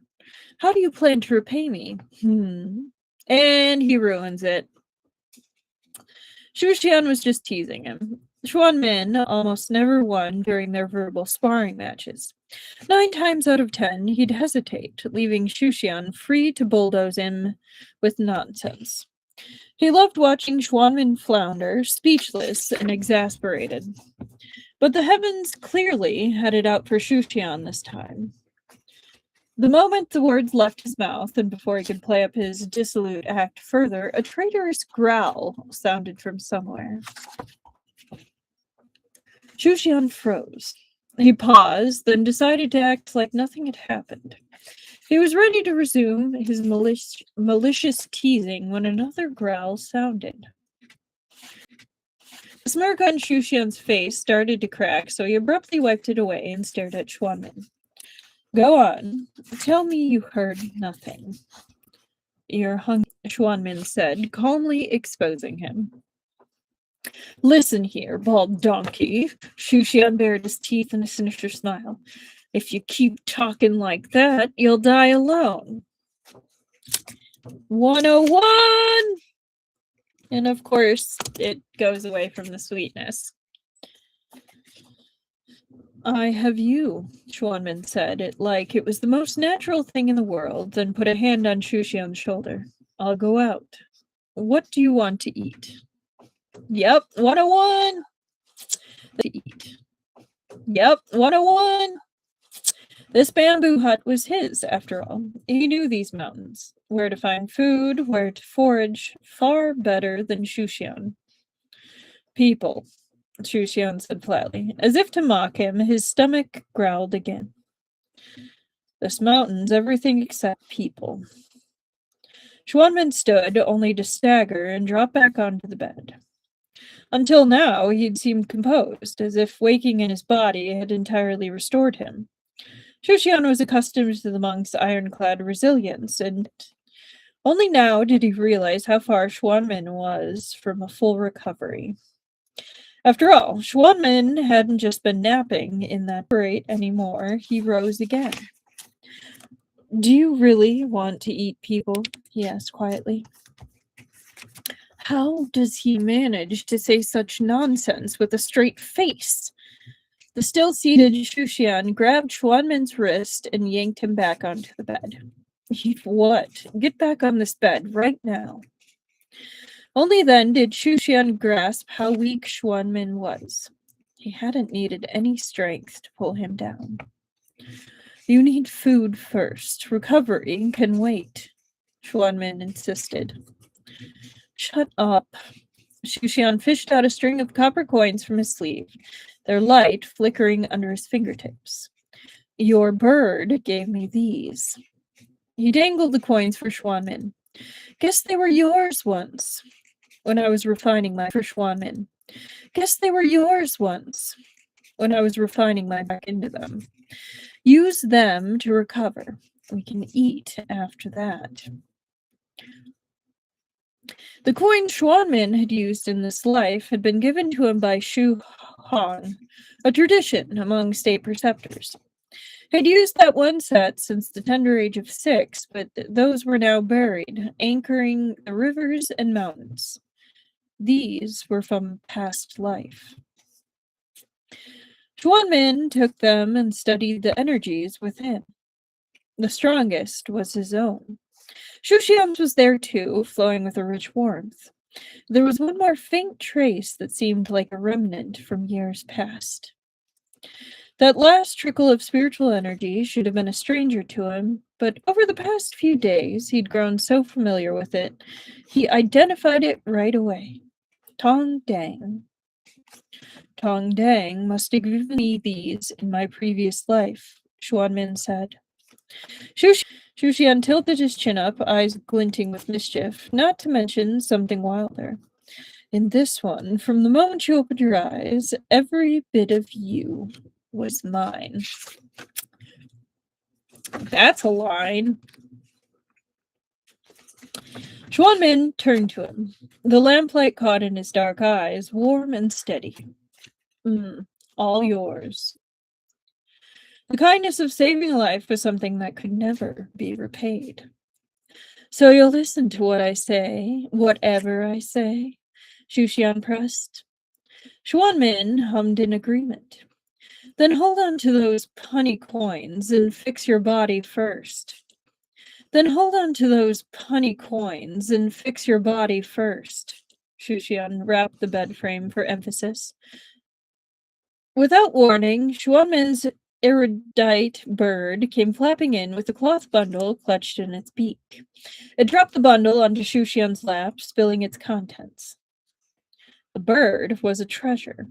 It knew exactly how to solve its master's problems because the bundle was stuffed well.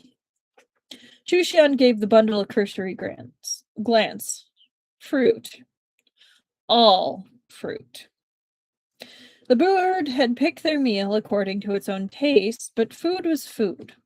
If it meant convincing Xuanmin to focus on recovery instead of feeding Shushian, he wasn't about to complain. He snorted and tapped the bird's forehead. At least you're good for something. With that, Shushian plucked a fresh persimmon from the pile, tossing it idly in his hand before he nodded to Xuanmin. I'll snack on this. You focus on healing. Anything else in these mountains requires effort, and I'm too lazy. We'll hit a proper eatery in town at dawn. In the end, Xuanmin obeyed and settled down by the bed to meditate. We'll hit a proper eatery in town at dawn. In the end, Xuanmin obeyed and settled down by the bed to meditate. He had used these coins for an entire lifetime, and they were a bunch of Shushian biting into fruit. The rustle of robes as he rose, footsteps light. He drifted to another room, pulled books from wooden shelves, and returned. He thought to settle by the window. He drifted to another room, pulled books from wooden shelves, and returned. He thought to settle by the window, but changed his mind, dropping onto the bamboo bed beside Xuanmin instead. When Xuanmin opened his eyes, this was the scene before him. Shushian lounged against the wall, his long legs comfortably crossed. He was leaning a little to the side in a pose that radiated indolence. Pale dawn light spilled through the window, painting his profile in soft hues. He lazily lifted his gaze from the book, and when he spoke, his voice was low and unhurried. Done already? I haven't even. Shushian started rummaging through the remaining fruit. How are you, a mortal, more resistant? He muttered as he searched. I mean, technically, this human form is fake, and you are actually a gigantic dragon, so we probably have one hell of a metabolism. But that's bringing science into this cultivation novel, so it's, you know. Regardless, Shushian nudged the damaged fruit aside and picked up a persimmon. Xuanmin's eyes were on him when he looked up. Oh, wait. How are you? He'd barely stopped eating all night, and only 2 fruit remained. One bore a hole from a worm, while the other was a persimmon. The persimmon's not bad. Sweet. Want a taste? Translation, the only edible thing left was... The persimmon's not bad. Sweet. Want a taste? Translation, the only edible thing left was the looked up. What are you looking at me for that? Like that for? Do I have juice on my face? Shushian shoved the fruit into Xuanmin's hand and swiped at his cheek. His words might have been sharp, but he behaved with complete ease, as if they had already spent countless dawns like this. Xuanmin had the sudden thought that this was why he'd chosen to live in the secluded bamboo pagoda. It was for moments like this, tranquil and unhurried. 10 years, a century, or a millennium. It was for moments like this, tranquil and unhurried. 10 years, a century, or a millennium. He'd never tire of it. In one of my stories, I operate on the theory that Yao beasts and semi-divine animals have a huge metabolism. That's cool, Truffle. I like the theory. What happened next could have been for many reasons. Because last night, I changed command and loosened the locks on certain emotions. Xuanmin studied Shushian, then caught his wrist and pulled his hand away from his face. Xuanmin's thumb brushed a stray drop of fruit juice from Shushian's chin. Once, twice, Xuanmin's thumb stroked Shushian's skin. The suggestive press of fingertips to skin stirred something in Shushian. He let Xuanmin cradle his chin for a time before he narrowed his eyes and drawled. Unless I'm mistaken, back on Hishi shore, you did something behind my back. Xuanmin's reply was warm and low. What? Xuxian set the book aside, squeezed Xuanmin's wrist for leverage, and leaned in. He brushed a kiss against Xuanmin's lips, then flopped back against the wall, where he picked up his book as if nothing had happened. Never mind, we're even. He crossed his legs, swung back. His crossed legs swung back and forth like a cat's idle tail. Xuanmin was silent for a long moment before murmuring, "No." Xuxian stilled. What do you mean, no? You forgot to cover your eyes. Before Xuxian could react, Xuanmin's hand was already over his eyes. As Xuxian's vision was plunged into darkness, his breath hitched. He couldn't see anything at all. Then Xuanmin kissed him.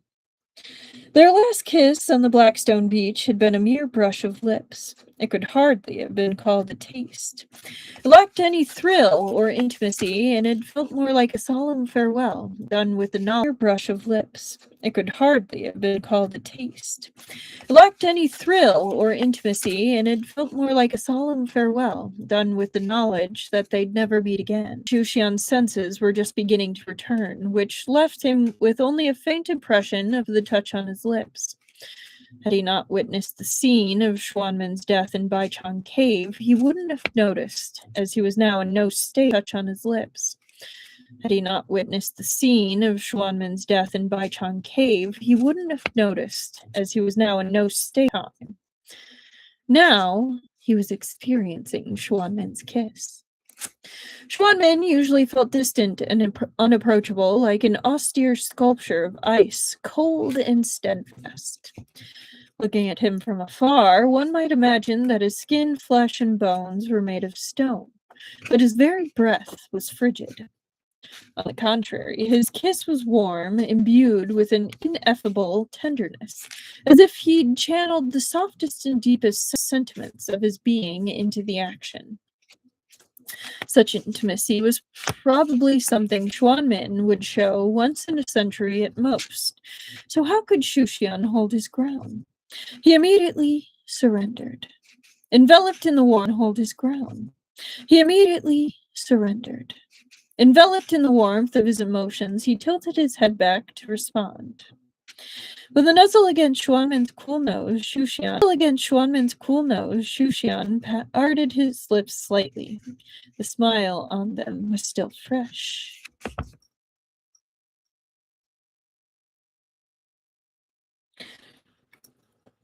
All right. Ouch. I am going to put down a heads up for sexy times. I don't know how descriptive this author is going to get, but we're going to put a little spice warning. Because I read ahead just a little bit.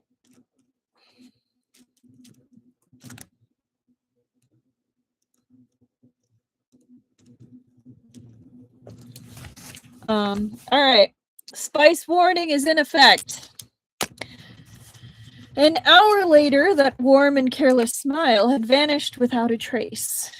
Xuxian was burning with regret. If only he hadn't opened his mouth and licked Xuanmin's lips apart, then tangled their tongues together. You wouldn't be here now, with one hand on Xuanmin's wrist, their fingers interlocked, straddling him. So you remember that thing? Their bodies slid against each other, wet and slippery, and even their tightly intertwined fingers were starting to come apart.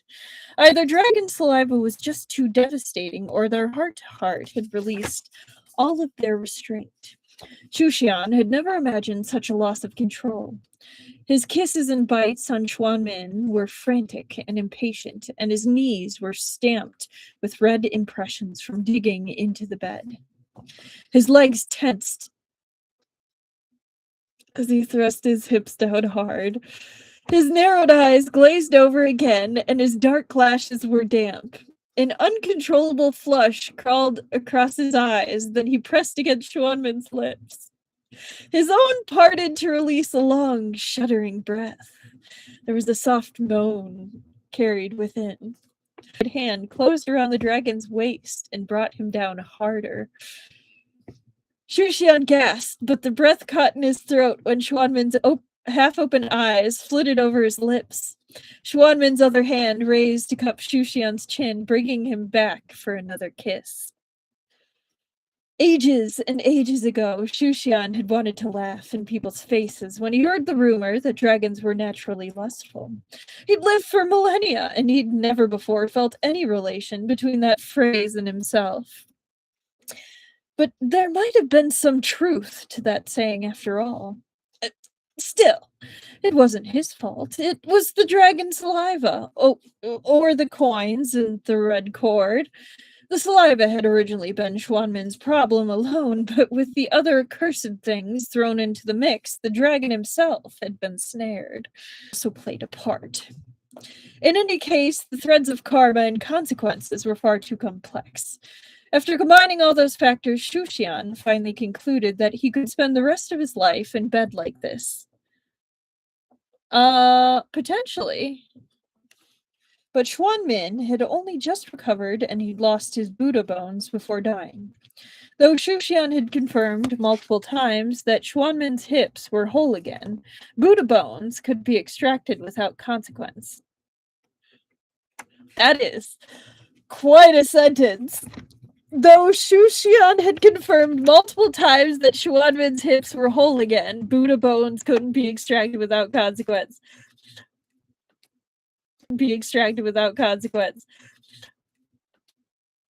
The implications about that could go two ways. Innocent, not so innocent. There were some lingering effects, undoubtedly. Two ways. Innocent, not so innocent. There were some lingering effects, undoubtedly. Out of fear that Schwanmin might Shushan had taken the initiative to straddle his hips. Otherwise, Shushan wouldn't have climbed on him like this. Certainly not. Of course, it felt good, so Shushan had little to regret in that regard. There was just one frustration he directed at himself. He should have held out one more day so he could have grabbed a bite to eat. Otherwise, he wouldn't have been stuck here, starving while perspiration ran down his chest. It took them 3 days of starts and stops before they managed to get themselves presentable again. As they made their way out of the mountain hollow through the heavy white mist, Schwanmin's black bird huddled at the edge of the tangled forest, its wings drawn in. It seemed to have suffered through some extraordinary fright, and it drooped its head forlorn. I know someone said that poor bird, but yeah, that poor bird. Shushan crossed his arms, his black robes fluttering in the mountain valley's breeze. He tilted his head to eye the blackbird plumage beneath the tree with his foot and clicked his tongue. Maybe we should pick up some treats for it later. Let it enjoy its final days in comfort. Hello, little potato. Welcome. The blackbird was so incensed it nearly toppled over. Its claws slipped, leaving it to plummet from the branch. By the time it remembered it could fly, it was almost in Shushan's arms. Flapping wildly, it veered away, circled at a distance, then reluctantly looped back. Yeah, 3 days. What a stamina, right? Right? During their activities in the hut, the bird had witnessed, or at least overheard, more than it had bargained for. Given its intelligence, Shushan suspected the stress had caused its feather loss, though who could say if it was due to shock or concern? Shushan and the bird forever seemed at odds, but when he was ravenous, it would fetch him food. Perhaps during those long weeks of separation from Schwanmin, they developed a grudging but codependent bond. In any case, Schwanmin found their dynamic mystifying. Follow or not, do as you wish, Xuanmin said to the bird. He tapped Shushan's shoulder, urging him onward. Shushan has a grudge against the bird, and it's hilarious. Yeah, he does, Truffle. The bird hesitated, circling around twice, before it flapped after them. It alighted on Xuanmin's shoulder, adjusting its delicate claws as it cautiously nuzzled his cheek. Quite the opportunist, Shushan scoffed, side-eyeing the bird. The bird chirped at him, then hopped onto his shoulder to nuzzle him as well. What a fair-minded bird you are, making sure no one gets left out, Shushan snorted, but he didn't protest. Tsundere. Then Xuanmin reached over, deftly unhooked the bird's claws, and plucked it from Shushan's shoulder. The blackbird was astonished. Just wonderful, snubbed no matter whom it approached. Imagine a mighty spirit bird like itself, losing more dignity with each passing day. An unwanted third from a third bird. Summoning its courage, it shakily smacked both of them across the face with a wing, then launched into the sky where it flew above them in agitated circles. A couple of indignant squawks later, its tone changed and it began chirping urgently in one direction. Shushan and Xuanmin turned to see a gray carrier pigeon swooping toward them. And the pigeon landed on his finger, its tiny claws gripping it without fear. Clearly, the pigeon was accustomed to this. After untying the message tube from its leg, Xuanmin unrolled the paper inside and scanned its contents. Shushan peeked at the seal. The cord of imperial sacrifices? Xuanmin glanced at him. Did you talk to them in my stead? The letter had been written by the chief diviner, but made no mention of the two state preceptors. Instead, it methodically, clearly, someone had given them meticulous orders. After the flood receded, Temple, Lake Dongting, Mount Wanxi, and Heishi Shore had collapsed in exhaustion. Though their lives hadn't been in danger, they'd remained out cold for some time. Shushan had seized the opportunity to alter most of their memories. He had little experience with such things since he was There was only one person whose memories he left untouched, the chief diviner at Daze Temple. When he entered the temple that day, his gaze had immediately caught on the mark of severance, interrupting the blood array on the ground, and at its end had been the chief diviner's finger. A quick thought was all it took for Shushan to understand the story behind the mark. This woman and her group had encountered Shushan and Xuanmin at Mount Boji. Their attitudes toward Xuanmin, the looks and subtle cues, hadn't escaped Shushan's notice. The woman hadn't appeared in Xuanmin's memories too often, but when she had, her every action exuded composure. She seemed like a dependable person, one who considered the bigger picture and remained faithful to her principles. Thanks to this good impression, Shushan had formed of her, he'd spared her memories. However, just because she retained her memories didn't mean Shushan had left her alone while she slept. Using dreams, he planted some tasks to be completed in her mind and explained the circumstances behind the state preceptor's identity.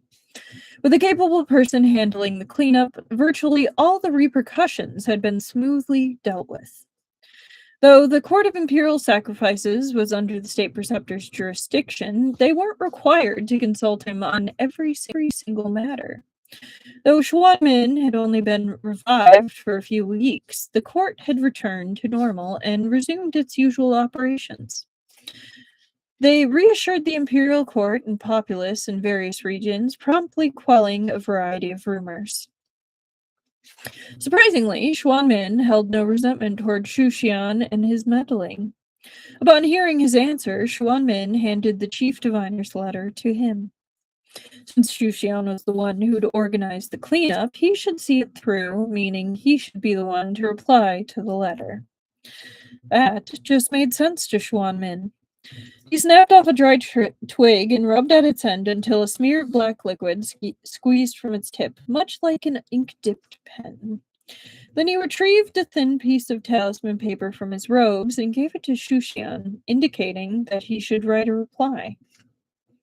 Shushan chewed on twig. That's kind of funny. I think they missed an A. Shushan chewed on twig and thought for a moment.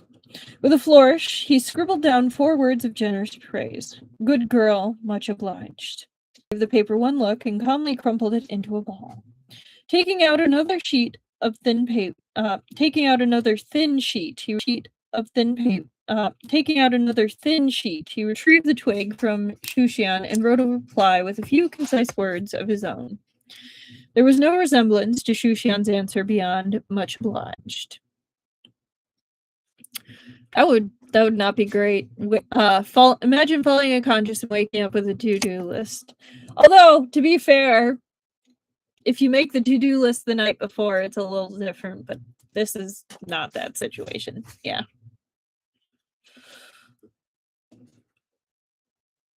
Shushan blinked, watching Xuanmin's serious face as he finished the task. A smile tugged at Shushan's lips, and he leaned in, elbow resting on Xuanmin's shoulder. Huh. I never thought you'd be such a stickler, Shushan said, casually scratching at Xuanmin's jaw. After everything they'd done, a little scritch beneath the chin was nothing. Xuanmin ignored the teasing while he lit a flicker of flame and set the sheet aflame. Once the last scrap of paper had burnt to ash, Xuanmin focused on the hand wriggling beside his face. He looked at that hand's willful owner. You don't like it? I love it. I love it.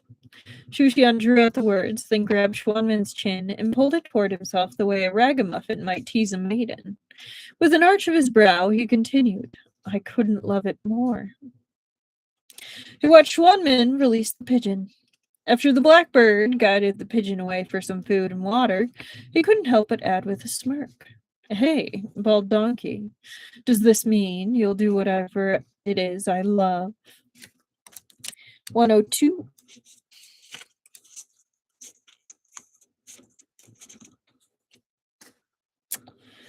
Hey, bald donkey, does this mean that you'll do whatever it is I love? At Shushan's smile, Xuanmin thought deeply. His reply was just as serious. As much as I can. After all, a certain someone here was a master of turning everything upside down and making trouble. Mere mortals had their limits. Xuanmin had never been the type to make reckless promises. I don't really like the robes you're wearing, Shushan said with a deliberate blink. Xuanmin I don't really like the robes you're wearing, Shushan said with a deliberate blink. Xuanmin glanced down at his plain monk robes made of white hemp. He had a penchant for cleanliness. It was best if his things were spotless, so he preferred these types of robes. But if Shushan disliked them, changing them was no issue. What should I wear instead? Was no issue. What should I wear instead? Shushan narrowed his eyes and dropped his voice low, his tone both teasing and suggestive. Nothing but. To that, Xuanmin had no reply. The black bird that had just flown back let out a startled squawk. It twitched and smacked into a tree, then fell to the ground with a plop, where it lay like a lifeless corpse with its eyes rolled up. The gray pigeon beside it chirped in alarm. Lusty dragon.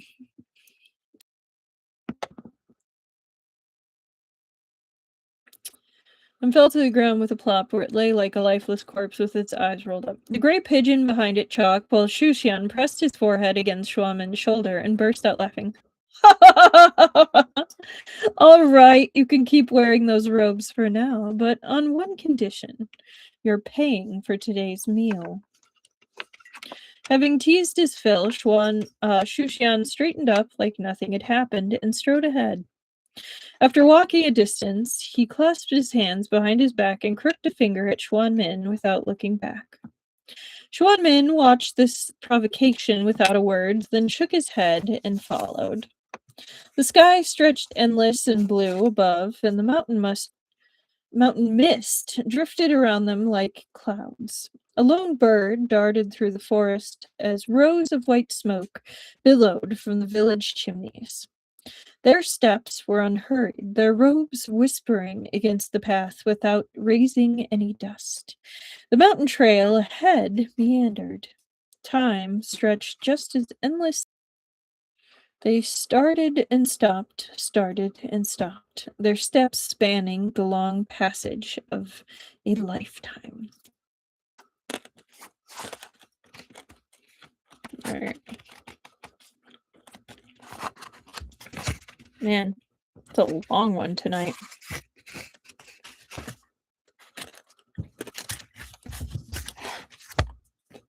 Okay.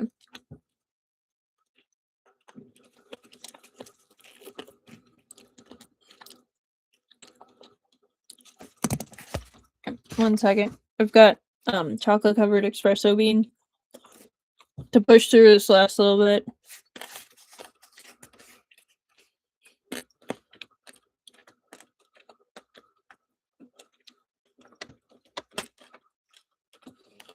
I did not section this properly, but that's okay.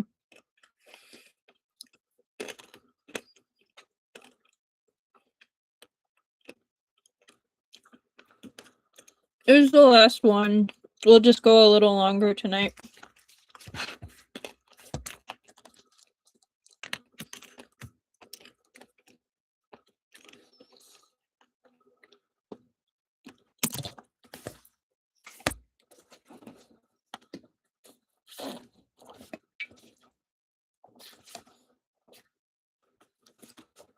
All right.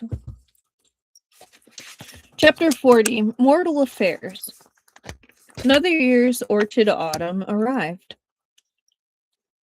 By the 7th month, the summer heat had begun to wane, and the evening breeze carried a faint chill from the river that dispelled the lingering mugginess of the past 2 months, refreshing to both body and mind. In Hugua Alley, on the east side of Wulong County, one household was especially bustling, adorned with lanterns and streamers, full of laughter and chatter. This residence stood out compared to the others nearby. Piles of stone materials flanked its narrow gates, some partially covered while others were still roughly hewn. Somehow, the arrangement didn't appear cluttered and held a peculiar charm.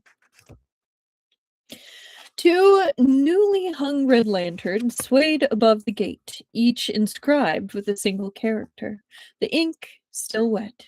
Zhang. The master of this house was none other than Wulong County's renowned artisan Shitu Zhang. Today marked his 60th birthday. Over his lifetime, he traveled far and wide, rubbing shoulders with nobility and officials. A pretty good life, all things considered. Though grand celebrations were customary for such milestones, Shitu Zhang had opted for simplicity. His son and daughter were young, but steady and dependable.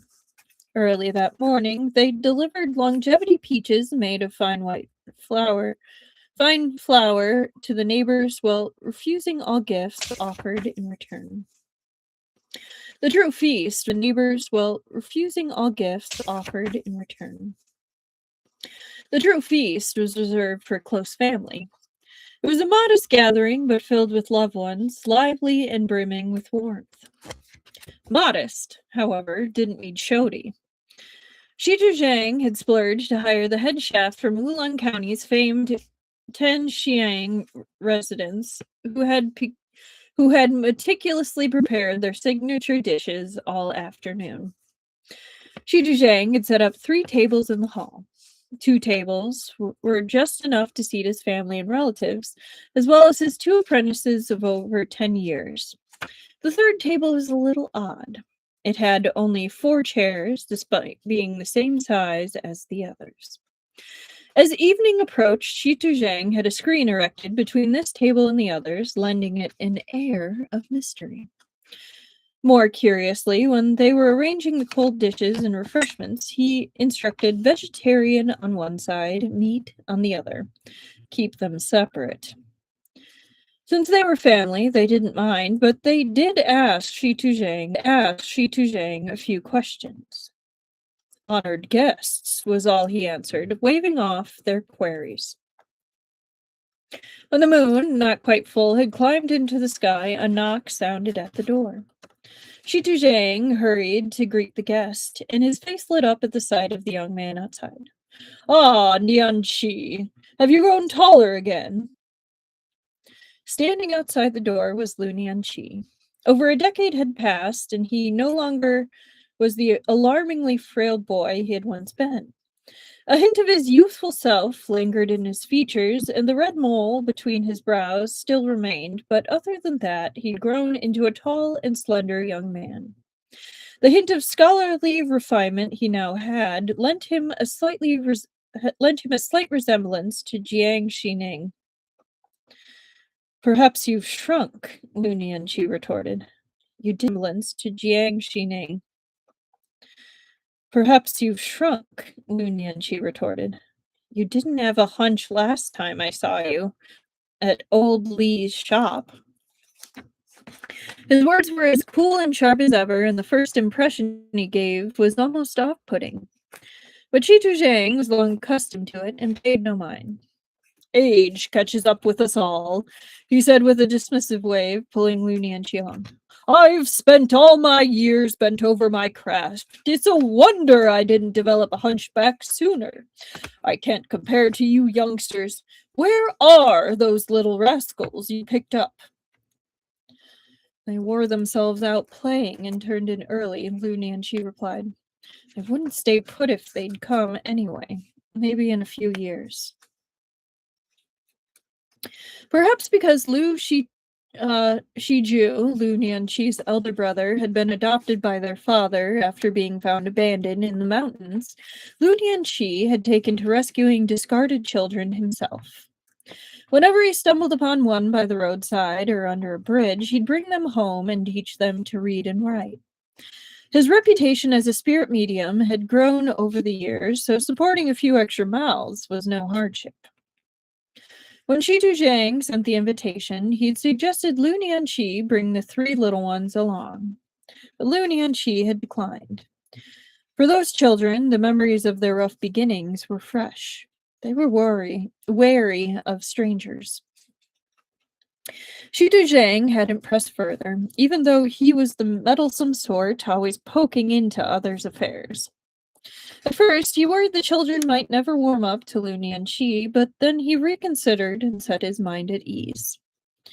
Because this was Lu Nianqi. Their occasional run-ins over the years always brought a rush of emotions to Shi Tuzhang. He'd watched the once sullen, guarded boy mature into the person he was today.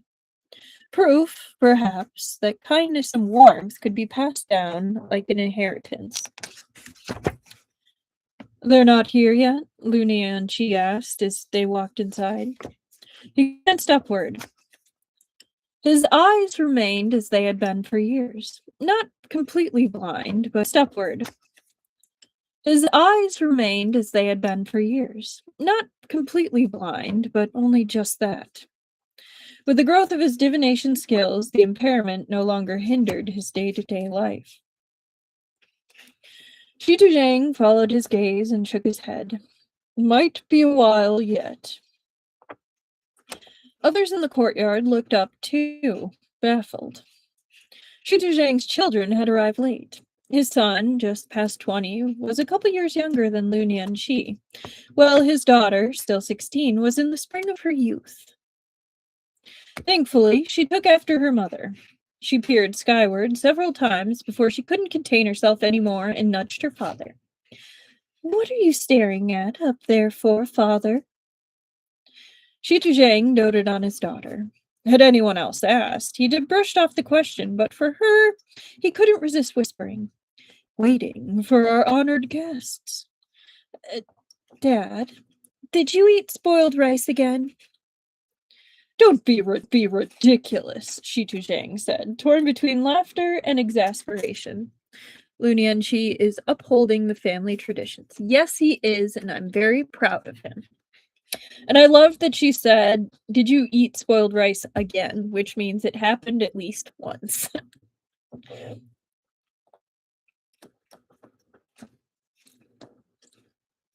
Lu Nianqi chose that moment to interject dryly. Your daughter has the look of good fortune about her. Am I supposed to thank him for that? Shi Tuzhang wondered. Just then, the people in the courtyard froze. The thunder came out of nowhere, someone said. What's going on? Doesn't matter where it came from, that means rain! Let's get inside, someone else called. Shi Tuzhang and Lu Nianqi kept their eyes on the heavens. They're here, Shi Tuzhang murmured, delighted. Years ago, after narrowly surviving the ordeal on Heishi Shore, he and Lu Nianqi had bade pony. Before parting, Shushan had given each of them 3 paper talismans. Whenever they were in danger, they were to write a message on one and burn it, then he'd come to their aid. Lu Nianqi had stored his away carefully and never intended to use them. Shi Tuzhang, too, had kept his untouched, until now. But this wasn't a call for help. After 12 years, he just wanted to invite them to his birthday feast. There was a saying among the common folk. Once you hit 60, you must celebrate each birthday lavishly, for who knows if there'll be a 70 or 80. Each year was borrowed time. If you missed the chance to meet your friends, that might mean an eternal farewell. Not that Shi Tuzhang was so pessimistic. He'd chosen to invite Shushan and Xuanmin this year because his 2 apprentices had finally completed their training. From now on, he would finish just days prior. He wished to seize his chance and gift them to his old friends tonight. That's so sweet! Oh, I love that! His final piece is going to his friends. Distant thunder reverberated from the horizon, only to dissipate at the far end of Hugua Alley. The courtyard emptied as people hurried indoors. Shi Tuzhang turned and called out. Soon, steaming dishes began to appear on the tables. Perfect timing. The sound came just as the last plate was set in place. Rubbing his hands together, Shi Tuzhang looked up to the sea, 2 silhouettes, one in black and one in white, standing in the open doorway. The man in dark robes still had his knuckles raised. He looked amused. It's been years, and somehow you've grown even shorter. Fantastic, Shi Tuzhang thought. Even after so many years, this wise one's tongue was as sharp as ever. It was Shushan and Xuanmin. The doorway wasn't wide, so the 2 entered single file. The moment Shushan entered, Shi Tuzhang's daughter gasped. Mesmerized, she stared at Shushan's face, then tugged on her father's sleeve. Dad, didn't you say you'd be very careful picking a husband for me? Can you find me one? Really collapse. Child, could you have a little mercy on your father? Shushan's sharp ears missed not a word of their whisperings. Of course. Flattered by her compliments, he flashed the girl a grin. This little lady's yours. She's as pretty as a mountain blossom. The girl, even more dazzled by his smile, swayed a little on her feet. No sooner had Shushan approached them than she caught sight of Xuanmin's face behind him. She gasped again. She couldn't help tugging on her father's sleeve once more. Dad, someone... Dreading that she'd say someone like this would do as well, Shi Tuzhang hastily interrupted her. Don't be silly. You're being rude to our honored guest. Go on. Go find your mother, he said, annoyed. The girl stole another couple of glances at their guest before she went into the house, peeking back the entire way. Oh yeah, it's a good thing Shushan and Xuanmin don't live in town, or they'd be tripping over Shushan's teen fan club. I like how Shitu Zhang is like, no, I love you, but no. Yeah. The table behind the screen was set for 4. Shushan, Xuanmin, Lunian Shi, and Shitu Zhang. The moment he blinked at the table full of dishes. In a rare moment of sincerity, he said to Shitu Zhang, I see you went through a lot of trouble. The dishes weren't just neatly divided between meat dishes and vegetarian ones. Every single one, from the greens to the meats, catered to the tastes of those present. Each local delicacy Shushan had mentioned craving during their travels was laid out here with not one missing. And this wine, Shitu Zhang shook the flask in his hand. A friend of mine's the best brewer around, and he set this aside for me special. Any later, and the entire stock would have been snatched up. He patted the nearby wine jar. Plenty more where this came from. Drink your fill. He'd also remembered that Xuanmin didn't drink and had a pot of fine tea brought over for him. Shushan poured a cup of the wine and took a whiff. The aroma alone was rich enough to make him feel a little tipsy. What's this called? The aroma alone was rich enough to make him feel a little tipsy. What's this called? If it lives up to the smell, I'll be taking a batch home. It's called Dragon Lord's Intoxication, Shitu Zhang said without thinking. At Shushan's silence, he thought, curse my loose tongue! He let out an awkward chuckle and hurried to explain. My friend just came up with that name on a whim. Pay it no mind, really. In truth, Shushan was a stranger to intoxication. Hearing the wine's name, he just snorted. Well, then I should give it a shot. And give it a shot he did, with unstoppable consequences. As it turned out, the name was no joke. Oh my. I have a feeling we're about to get drunk Shushan.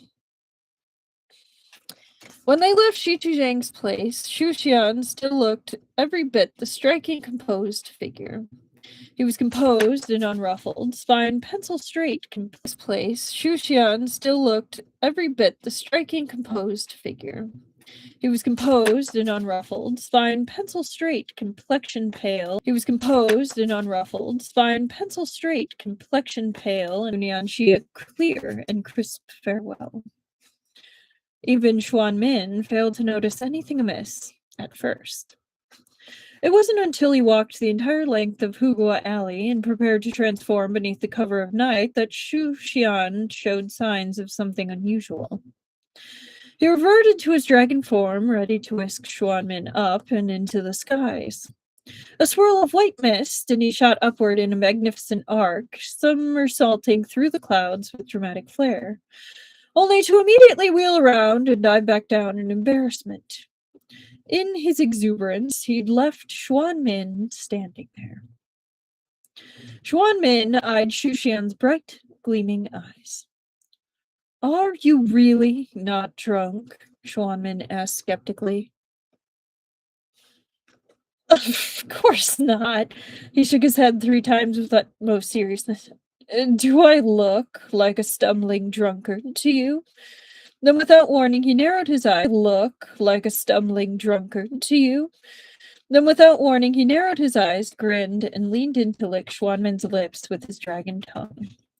After a slow, deliberate taste, he straightened up again, and his mouth turned downward. Why do I suddenly feel warm? Like hell you're not drunk. Oh great, the land approach to drunkenness. Alright, preemptive spice warning.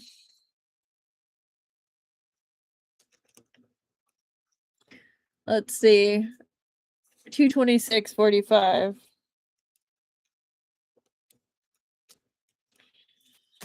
Alright, behind the bamboo pagoda on Mount Boji, nestled against the cliffs, lay a hot spring. It wasn't particularly large, no more than 7 yards across, but it was a secluded, peaceful spot, bordered by wild bamboo and flowers. Even boasted a small bamboo pavilion. For nearly a century, the mountain hollow's swirling mists and miasma, together with the local rumors, had kept all outsiders away. Uh-oh. How's the connection? I just got a connection unstable. Is it okay? Or do I need to reset it?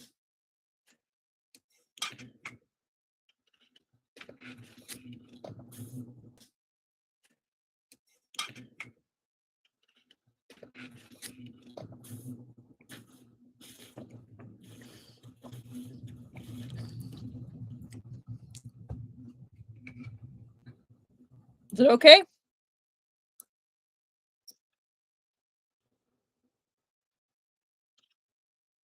Okay. If it skips again, just let me know and I'll reset it.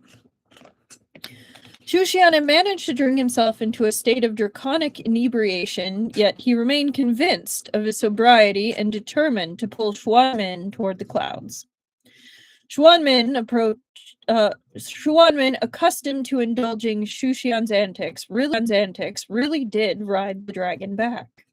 However, Shushan went off course several times and almost took Xuanmin all the way to the border. Xuanmin's excellent sense of direction meant he corrected their course each time, but what should have been an easy journey turned into a torturous ordeal.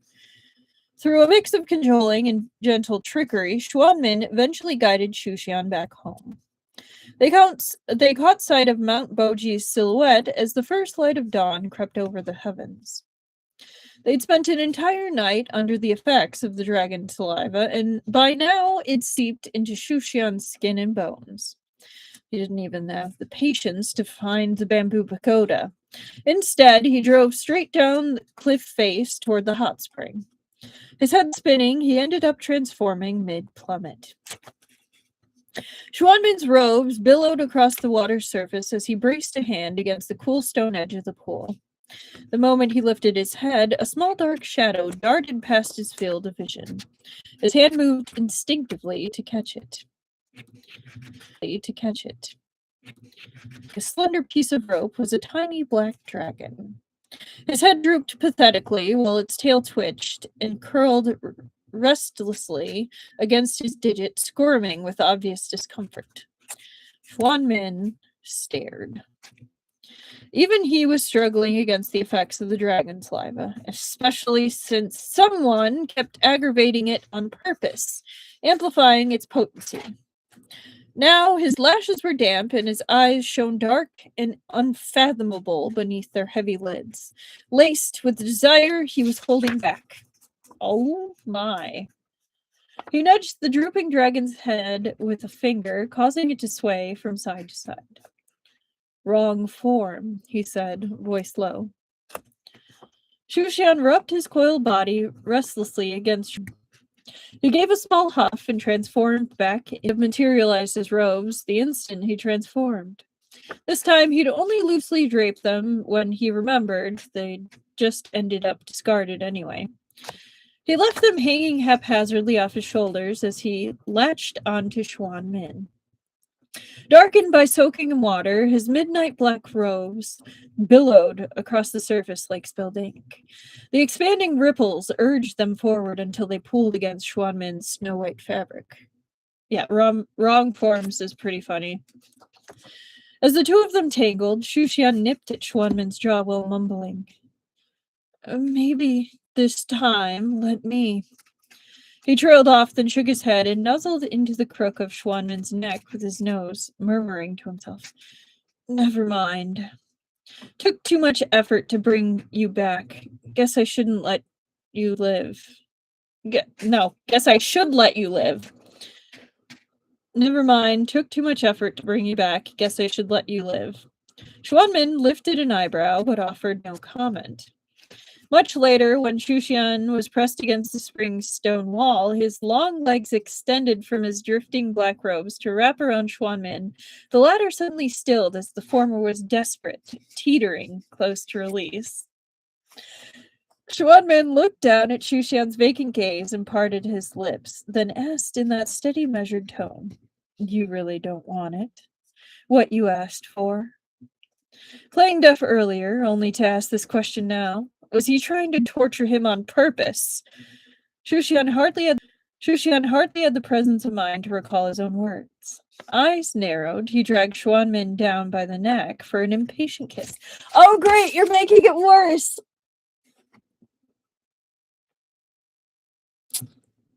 Hello.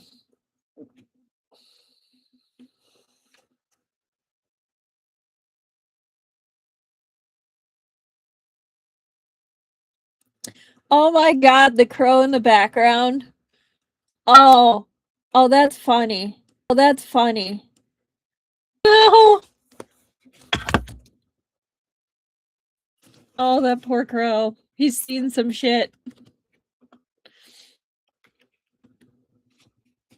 Right.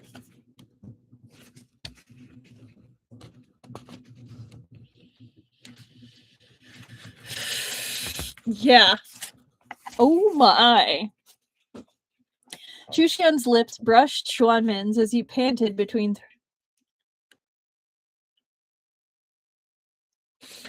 Shushan's lips brushed Xuanmin's as he panted between thrusts. Don't want it. Stop thinking so much. Just hurry up already. Add him to the support group of traumatized Danmei animals and objects. Crows and horses, apparently. Having heard the dragon's roar, the blackbird had flapped itself over to greet them, but the second it burst from the woods, it saw the two tangled figures in the hot spring and bolted in sheer horror. It found a crooked tree and spent hours sizing up the old hanging vines, trying to determine the optical angle with which to hang itself, but it couldn't find one. In the end, it just stretched out its legs and passed out cold in the fork of the tree, dead to the world. Well, the two on the mountain lost themselves in the passage of time. Back in Wulan County's Hugua Alley, Shitu Zhang slumped against his doorframe, still somewhat drunk. Stot tears streamed down his face as he said goodbye to Lu Nianqi. I think I can end the spice warning. So 2:30. So 2:34. We'll say 15. And swords. Yes, and swords. Well, the two on the mountain lost themselves in the passage of time. Back in Wulan County's Hugua Alley, Shitu Zhang slumped two people who might have passed each other in the streets without a glance could suddenly find their fates intertwined. Even if their entire journey had been spent trading nothing but barbs, surviving perilous situations had forged a special bond between them. After a few more years of life, they'd naturally become old friends who cherished each other. Yeah, that was indeed some spice. I agree. Shitu Zhang himself didn't exactly know why he was crying. The times they'd spent together had been fraught with chaos and constant brushes with death. Maybe precisely because it had been so perilous, a once-in-a-lifetime experience, the memories brought a nostalgic rush of emotion. The old comrades who'd shared those days grew fewer with each passing year. One day, they would all be gone. Lu Nianqi had never spoken a kind word to Shitu Zhang. Patted his shoulder and said something uncharacteristically comforting. Why cry? You still have many years left in this life, and when this life ends, there's always the next. Your old friends remain, at least those two always will. In some future lifetime, you may cross paths with them again. His tears spent, Shitu Zhang sobered up completely. He wiped at his eyes awkwardly, still chattering away as he said goodbye to Lu Nianqi. Morning in Wulong County was never quiet. The riverbank buzzed with activity. Fishing boats and passenger vessels came and went without pause, mingling with street vendor cries to create the vibrant cacophony of daily life. Lunionchi's partial blindness didn't mean he stumbled about, but it did make him different from ordinary people. He always moved at a measured pace, never briskly. It wasn't the hesitant gait typical of the visually impaired, but rather the air of someone who carefully considered their every step. He walked slowly out of Hugua Alley. Like most people, he would usually turn right at the alley's end onto the bustling main street that led to the opposite district. That main street housed the famous Tianxiangju restaurant. Tianxiangju restaurant, whose morning steam buns were legendary. Hearing the server's call, Lu Nianqi turned right onto the main street and made his way to Tianxiangju, where he bought some steam buns and pastries for the 3 children he had taken in. He should have continued straight. That was the most direct route home, but when the server handed him the wrapped packages, he was struck by an inexplicable urge to take a different route. This impulse came without warning or reason. Normally, he'd call such things intuition. Being spiritually attuned, Lu Nianqi trusted such feelings. He pivoted on his heel and headed down a narrow Tianxiang Ju, taking a riverside path. This path was desolate. Wealthier households would discard unwanted straw mats or moldy bedding here, dumping them on a barren slope by the riverbank. Over time, drifters and beggars had taken to scavenging the area for anything useful. Gradually, it became something of a beggar's den, though in recent years the number of beggars had dwindled and drifters had all but disappeared.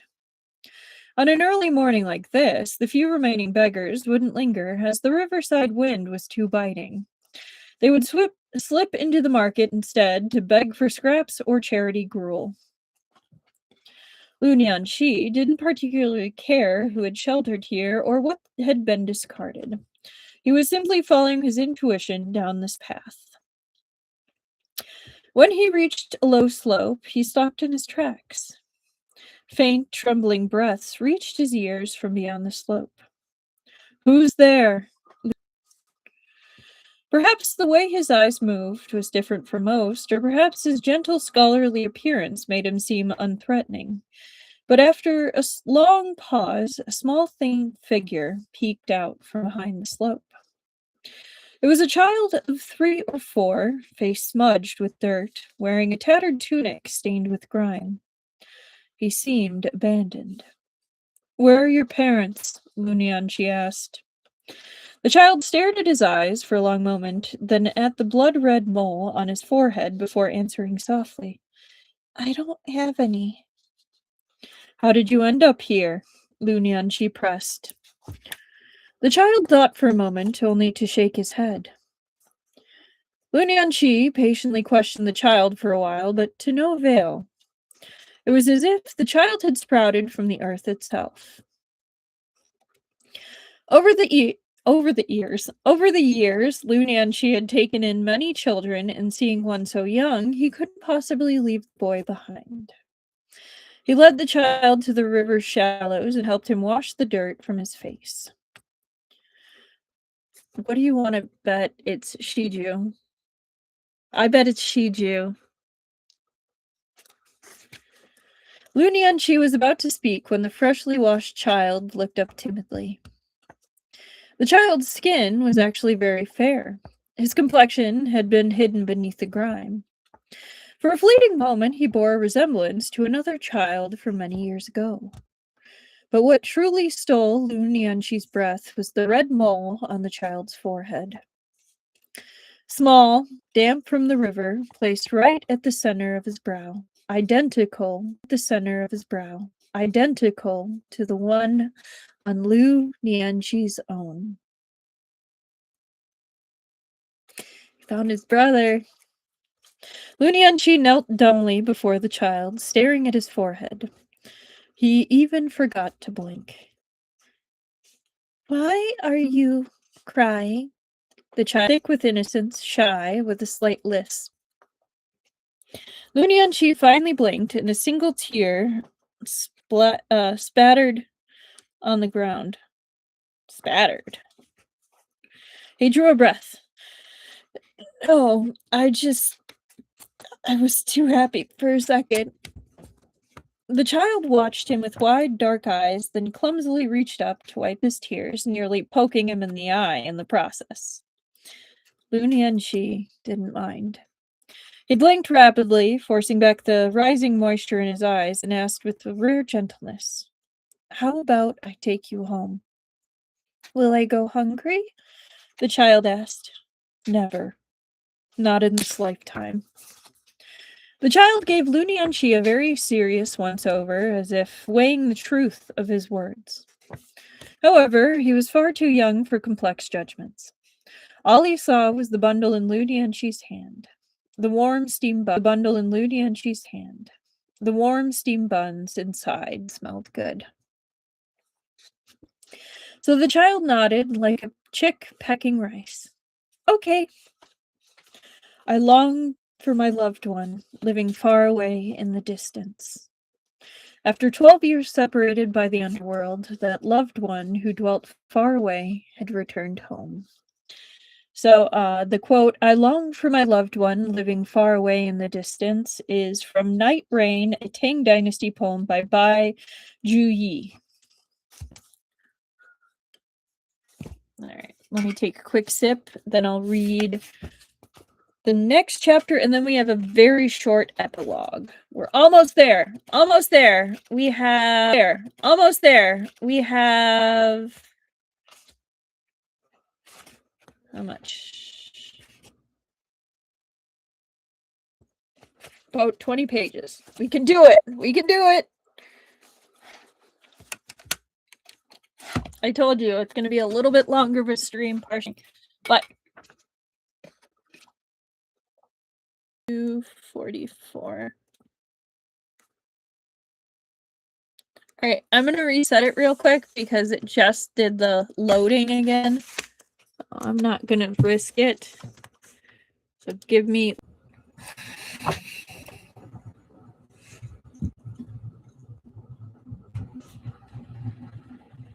Yay! Okay. 45, 30. Okay.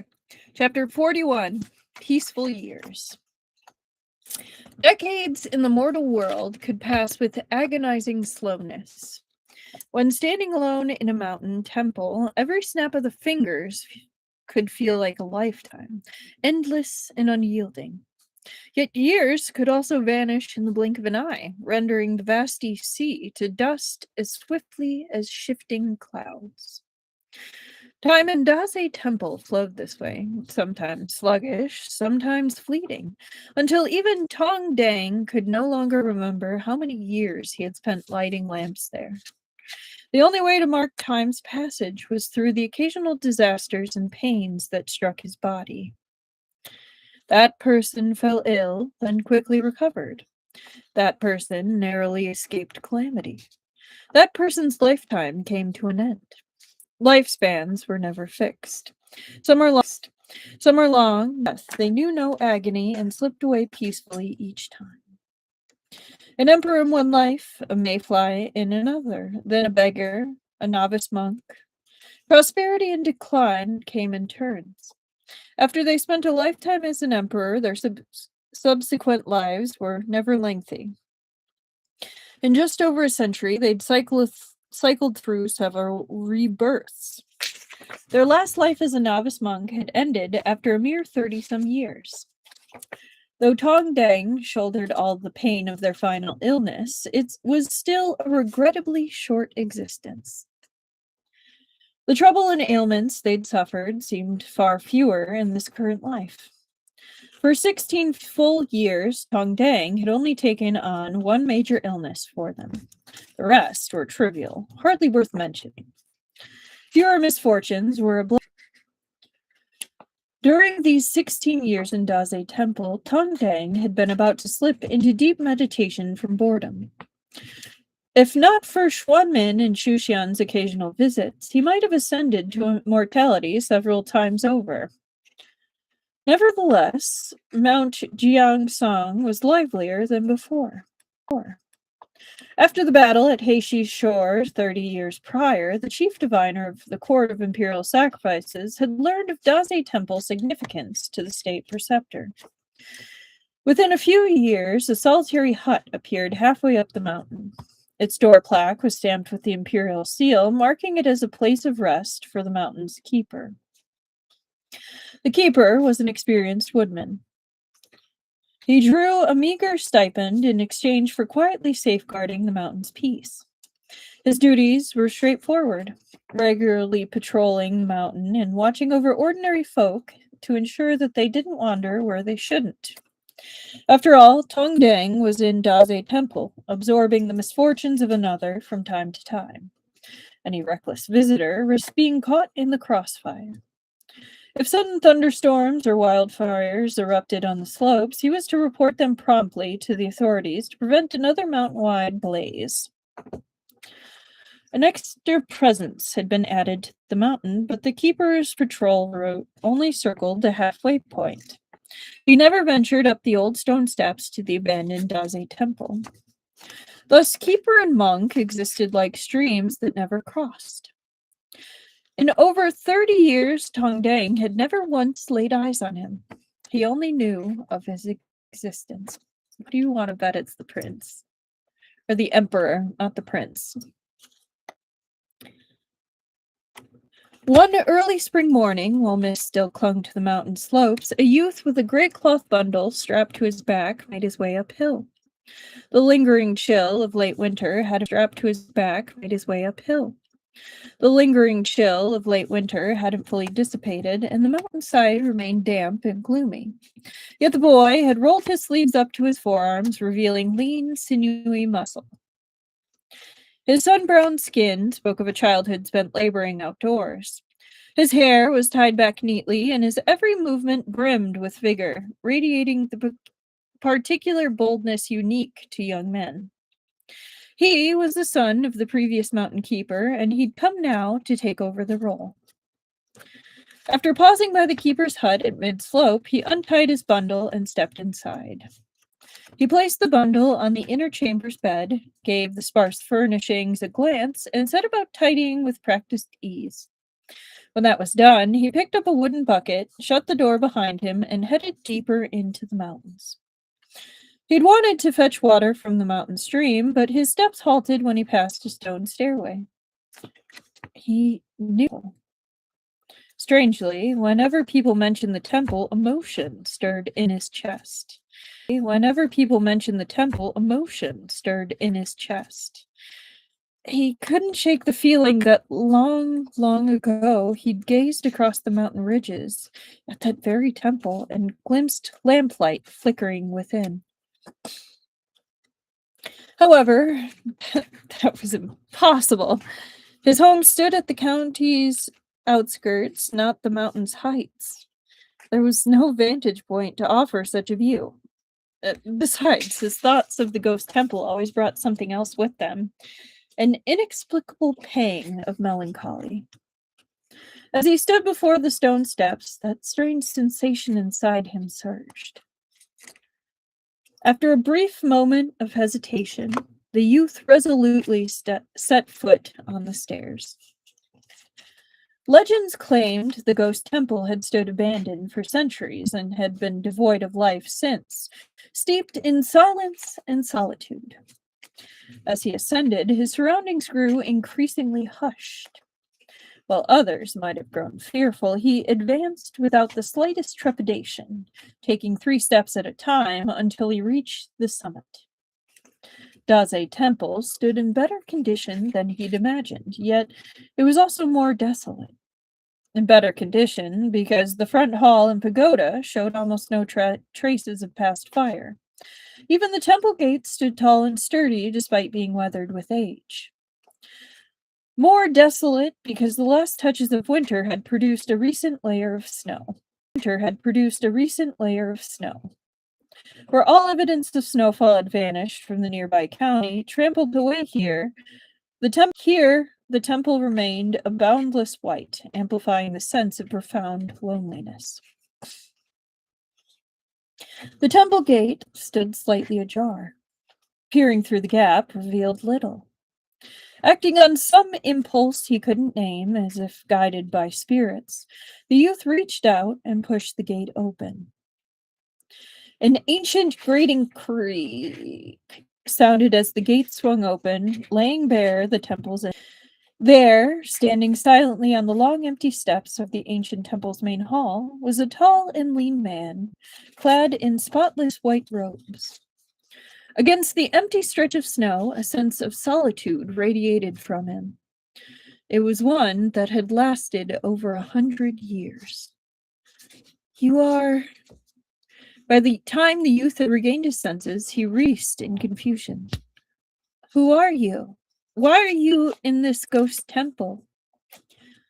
The white-robed monk seemed stunned.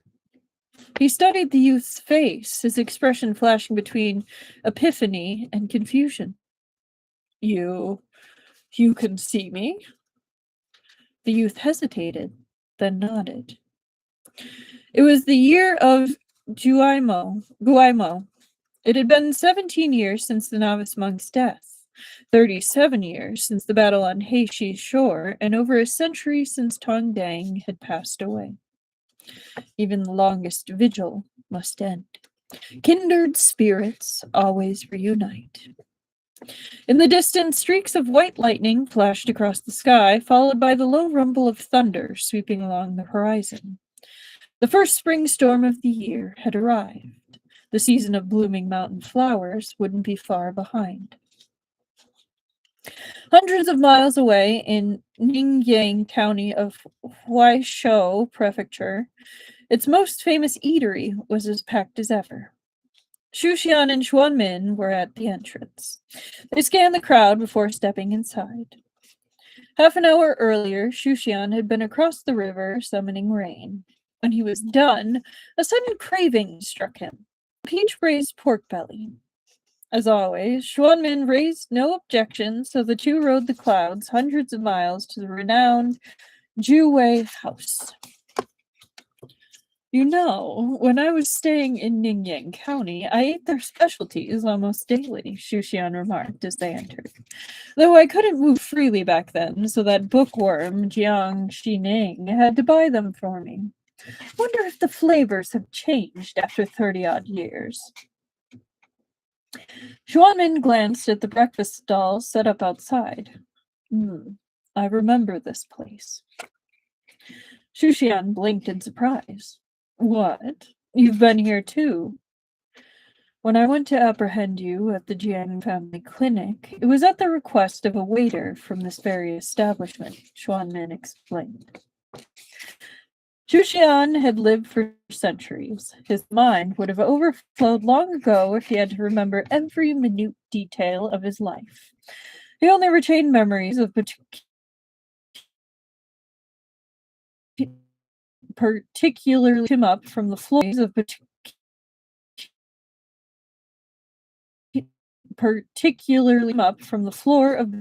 Jiang family's clinic side room, or how they'd encountered the county officers upon leaving. He couldn't recall anyone else present at the time. However, prompted by Xuanmin's words, a vague impression of the waiter surfaced in Xuxian's mind. Yeah, Xuxian is such a foodie. He really is. I appreciate that about him.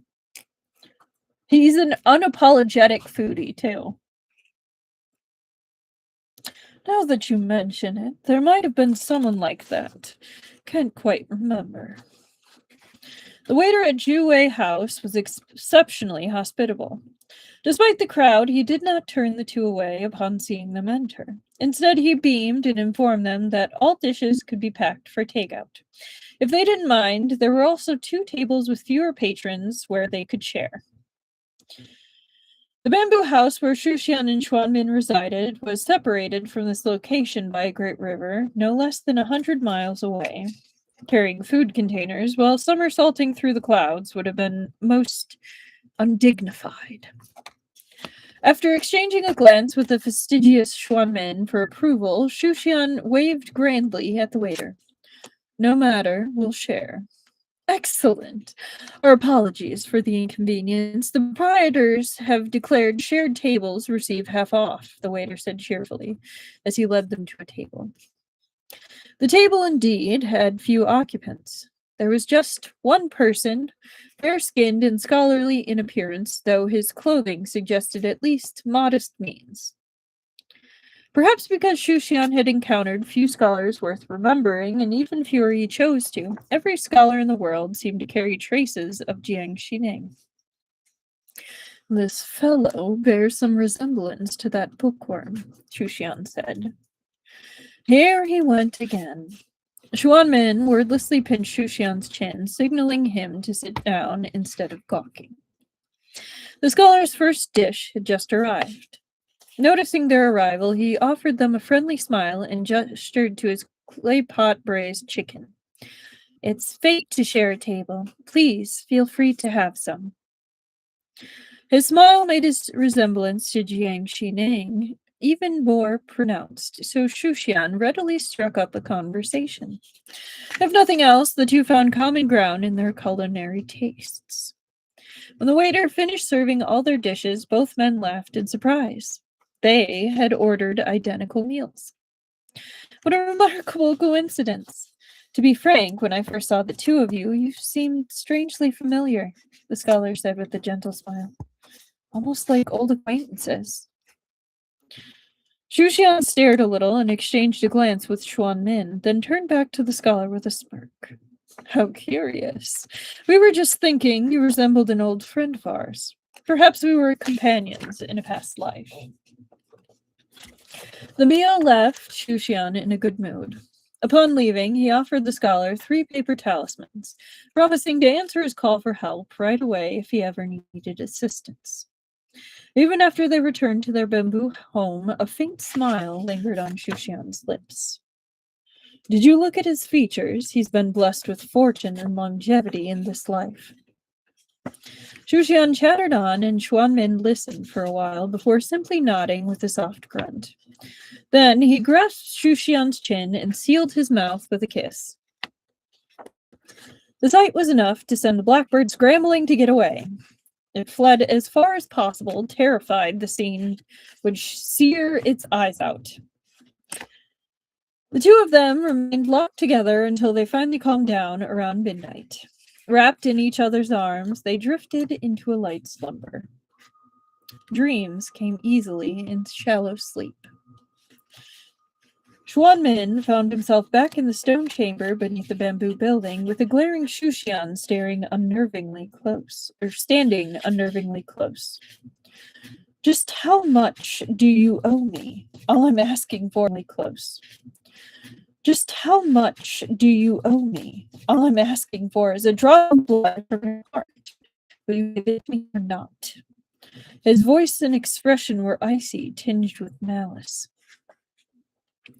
Xuanmin closed his eyes but didn't move away. He let Shushan bury his face against his neck. He let Shushan bury his face against his neck, pierce his skin with his teeth, and draw blood. When Shushan straightened up, his hateful smirk was smeared with blood that stood out starkly against his pale complexion. Xuanmin raised a hand to wipe it away, but he'd only gotten halfway when someone nudged him. Were you dreaming? The man murmured. Xuanmin's eyes snapped open to see the subject of his dream propped up on an elbow watching him. Gone was the malice and hatred. Instead, there was a gentle curve at the corners of his lips. Xuanmin stared blankly at Shushan before realizing that he dreamed of his inner demon again. The specter had haunted him since the battle at Heishi Shore, resurfacing whenever his guard was down. During meditation, while resting, even during brief naps. It was it might vanish entirely. Despite how long it had taken him and how slow he'd been to recover, he finally felt ready to move past those persistent feelings of guilt and yearning. because the one beside him had never left him. He was a fortunate man. Xuanmin's dark gaze rested on Shushan for a quiet moment before he suddenly rolled over and pinned on Shushan for a quiet moment before he suddenly rolled over and pinned him with tenderness. Do you want to be stuck inside for days? Shushan grumbled, though he was already reciprocating. And so they spent another long time entangled with each other. In the aftermath of their passionate interlude, Shushan leaned blankly for ages. His voice was rough with spent desire, but his expression showed only contentment. It was clear he was teasing. If someone needed 30 years to figure this out, they really were a genius. The black further movements and cautiously peeked in, just in time to catch Shushan's remark. Feeling like it had been struck deaf and blind from the assault, it spat loudly in their general direction. Shushan's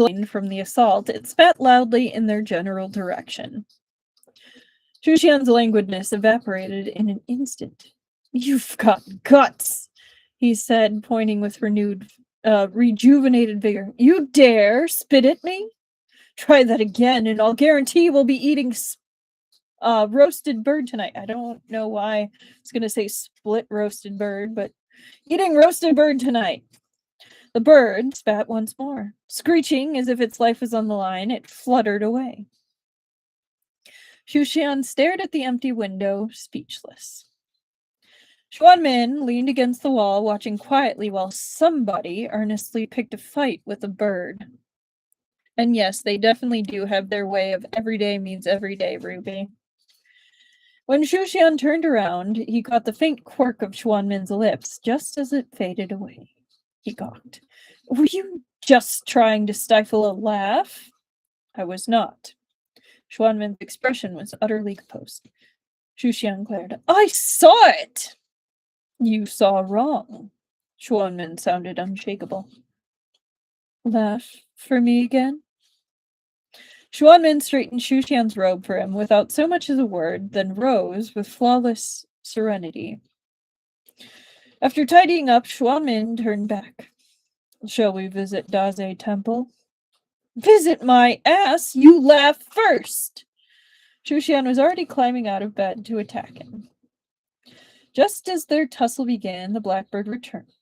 This time, there was a messenger pigeon in tow, its leg bearing the customary missive from the Court of Imperial Sacrifices. Xuanmin unfolded the thin paper and read it carefully. More trouble? Shushan asked as he peered over Xuanmin's shoulder. In recent years, Xuanmin had distanced himself from the role of state preceptor in court affairs. Relying too heavily on one individual was unwise, and saving the world didn't require an official title. The letters from the court had become far less frequent. In this one, the chief diviner had sent the annual prognostications of fortune and misfortune, a routine procedure. I guess the progress of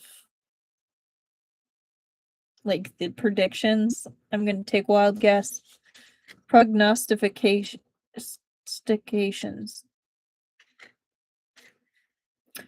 Xuanmin closed the letter. Nothing urgent. Another bountiful year ahead.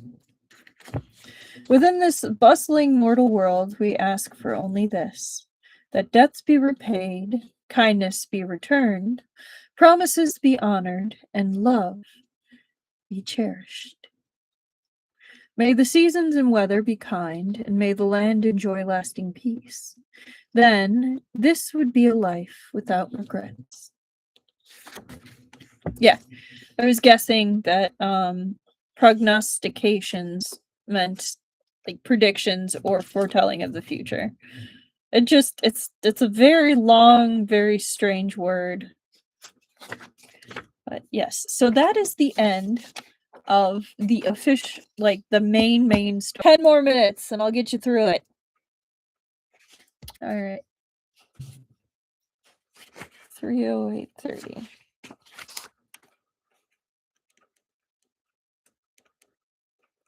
Okay. We did it! Epilogue! Loquat rain. The year's early summer arrived unusually hot, with far more rain than usual. It poured down relentlessly, sometimes 3 times a day. The stone-paved roads in the county town dried quickly despite the humidity, but those in the mountains were another matter. Every step sank into the wet mud, and some hollows had turned into a viscous soup that splattered filth with every misstep. Ew. Only someone with a few screws loose would trek up the mountain in this weather. For example, the group who were currently on Mount Jiangsong. One final time, Tongdeng said, standing with his hands behind his back at the entrance of Daze Temple's main hall. He watched Xuanmin slap cleansing talismans onto Xu Xian. Don't come here tomorrow. At least give me 1 day of peace. I'm not here for you, Xu Xian retorted as he turned to inspect the back of his thin robes and lifted a leg for Xuanmin to toss another talisman on.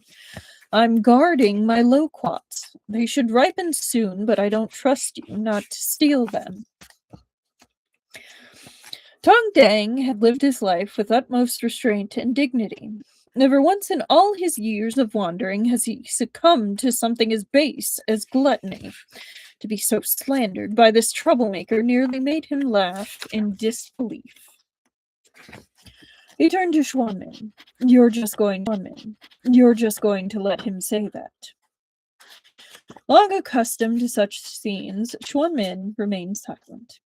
If he could control Xu Xian, would things have been how they were? He maintained his usual composure and continued to diligently remove mud stains from Xu Xian. Xu Xian had charged up the mountain without a care for what the road looked like. By the time he barged into Daze Temple's courtyard, his mud-splattered robe had resembled a peacock's fanning tail.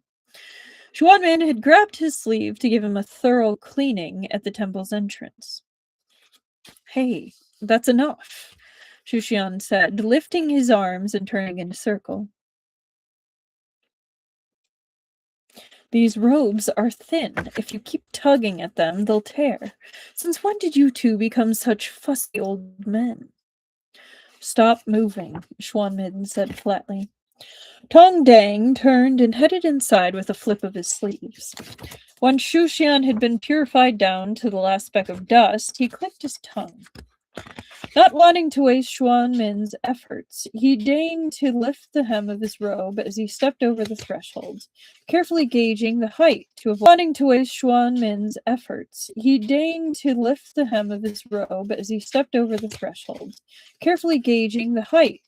picking up more dirt. Xuanmin, a step behind him, watched as Xu Xian hovered in the doorway. He had yet to set his foot down. With a light swat, Xuanmin urged him to quit dawdling and go inside. Xu Xian shot him a sidelong glance. Where do you think you're hitting? Are you two planning on performing an opera out there? Tongdeng had settled cross-legged by a cushion. The low table before him was covered in soft white paper upon which 2 lines of characters were freshly written. Xu Xian sauntered over to stand by the desk. He cocked his head at the papers. Writing out lessons for that swarthy kid again, huh? Tongdeng clicked his tongue and lifted his brush. You call my apprentice bald donkey. Call me monk, and now you call Yun Shou swarthy kid. Can you address anyone properly at all? 103 donkeys! And the answer's no. Tongdeng didn't have an answer for that. The swarthy kid Xu Xian had labeled was none other than the current mountain keeper of Mount Jiangsong. When he had first come up the mountain, he'd been a teenager of 14 or 15 and lacked a proper name. Now that he'd reached adulthood, Tongdeng had given him the name Yun Shou. Since becoming familiar with Tong Dang, he would stay at Daze Temple after his daily patrols. Sometimes he'd learn to read from the monk. Sometimes he'd brew a small pot of tea to chat over. He couldn't drink tea, but he loved its aroma. With his back and forth, he'd grown accustomed with Shushan and Xuanmin as well.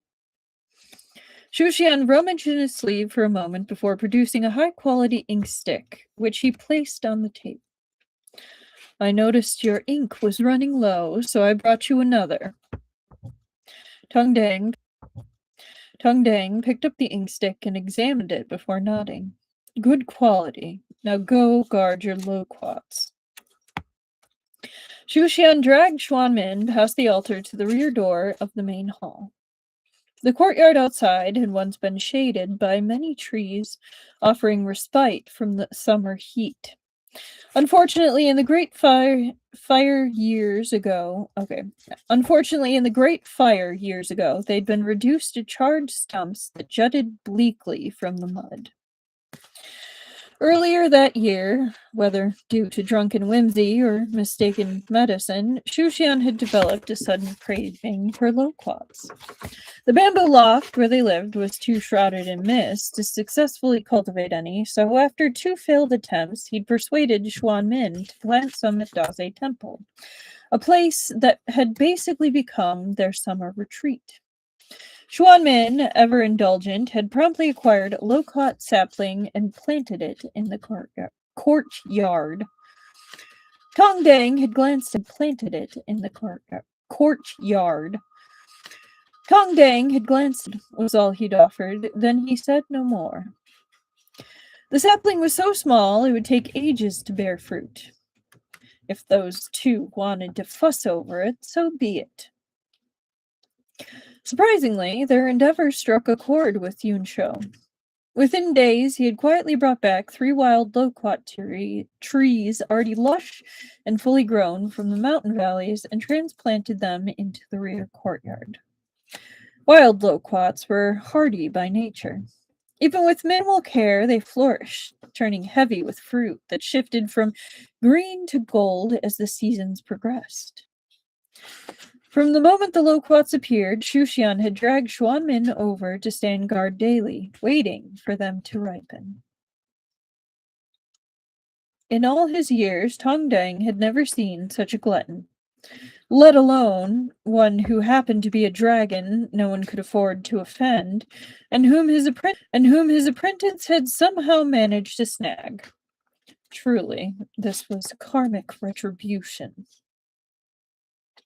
Tong Dang picked up his brush again, ready to finish transcribing the text, when the temple gate creaked open once more. He sighed. There would be no completing this today. He didn't need to look up to know who had entered, but he looked up anyway. Yunsho latched the gate from inside before turning toward the main hall. Over the years, he'd shot up like bamboo, growing tall and straight. His sleeves were rolled up, revealing arms corded with lean muscle. He wasn't that tan, lightly at most. That wise one's moniker for Yunsho had shifted him several hues down.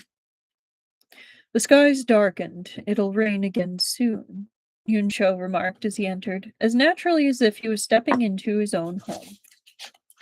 Tong Dang grunted in acknowledgement and attempted once more to lift his brush, but this time it was his own hand that paused. He turned to Yunsho. What did you bring this time? Tea, Yunsho said, raising the object in his hand to show him, then smiled. And wine. The offhand gesture was so reminiscent of something from many, many years ago that Tong Dang momentarily froze. Planning to trick me into drinking again, he replied on instinct. Yunsho bent to place the tea on the desk, answering absently. Trick you how? It's not autumn dew white anyway.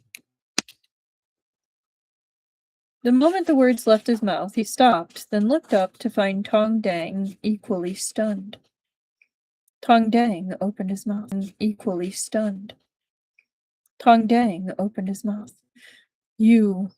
I don't know why I said that. Yun Shou seemed at a complete loss. I don't know why I said that. Yun Shou seemed at a complete loss. Oh, said Tong to me, from transcribing this for you. Yun Shou nodded. He smiled. Never mind. Leave the tea. Take the wine away. Don't distract me from transcribing this for you. Yun Shou nodded, watched Tong Dang write a few characters before he hesitantly touched his own face. Has my handwriting improved? It has. Tong Dang glanced at him, then continued to write. At least you've gone from crawling on your stomach to crawling on knees. He didn't look up, but the corner of his mouth curved. Yun Shou sighed and straightened up the wine jar in his hand as he walked to the back door to take a look. Xu Xian was leaning against the doorframe with his arms crossed, chatting quietly with Xuanmin while he kept an eye on the loquats. When he saw Yun Shou, he tilted his chin up. We were just talking about you. What's that? Wine? Yun Shou raised the jar in their direction. I checked the loquats this morning. They're ripe. You can pick them to go with this. Xu Xian blinked. First time I've heard of pairing loquats with wine. Yet Yun Shou disappeared behind the altar again, setting the wine aside to study calligraphy with Tong Dang. Xu Xian's nose was sharp. Even though the wine was gone, the aroma still lingered, and he sniffed the air twice before Xuanmin caught his chin and turned his head away. You may have the loquats, Xuanmin said, not the wine. Xu Xian narrowed his eyes for a second, then slouched against the door in exaggerated fashion. Monk, your disciple is rebelling, he shouted inside. He won't let me drink. Tong Dang, mid-lesson with Yun Shou, didn't look up. What do I care? Xu Xian hadn't exactly expected anything useful from him. He was just raising a ruckus. Turning back, he patted Xuanmin's face. Why am I not allowed wine? Xuanmin caught his wrist and pushed away the offending limb. The last time you drank a jar of Luofu Spring and dragged me to the snow peaks of Tai Hong, Xuanmin explained calmly. The time before that, a jar and a half of bamboo viridian landed us in the Eastern Sea. And before that, enough with all the befores! Xu Xian yanked Xuanmin closer and cut him off with a kiss. Then he mischievously licked his lips before retreating to lean primly against the door again. Like usual, Xuanmin didn't say anything to that. Turning Xuanmin's face away with his hand, Xu Xian pointed toward the courtyard. Don't look at me, look over there. It's raining. Xuanmin sighed. Outside, rain had indeed begun to fall. The early summer rain came without thunder, fine and dense. With the gentle rustling of its patters, the world around them seemed to slow, turning peaceful and tranquil. In the nearby county town, vendors hurried to move their wares indoors while passerbys raised their sleeves to shield their heads, and wives in every household gathered laundry from bamboo racks. From the distant villages came the calls of chickens and dogs, all muted by the rain and accompanied by the rhythmic clop-clip of hooves on official roads. Behind the altar, the quiet murmur of Tong Dang and Yun Shou's conversation occasionally reached Xu Xian and Xuanmin. Though too faint to understand, it was undoubtedly about everyday human affairs. Xuanmin glanced at the fruits in the courtyard. After a few weeks of Xu Xian's vigil, the raindrops were now polishing each loquat to a gleaming golden yellow. They were vivid as they hung heavy from the branches. When Xuanmin looked up, Xuanmin watched Shushian for a moment before he dropped his head to press a kiss to those smiling lips.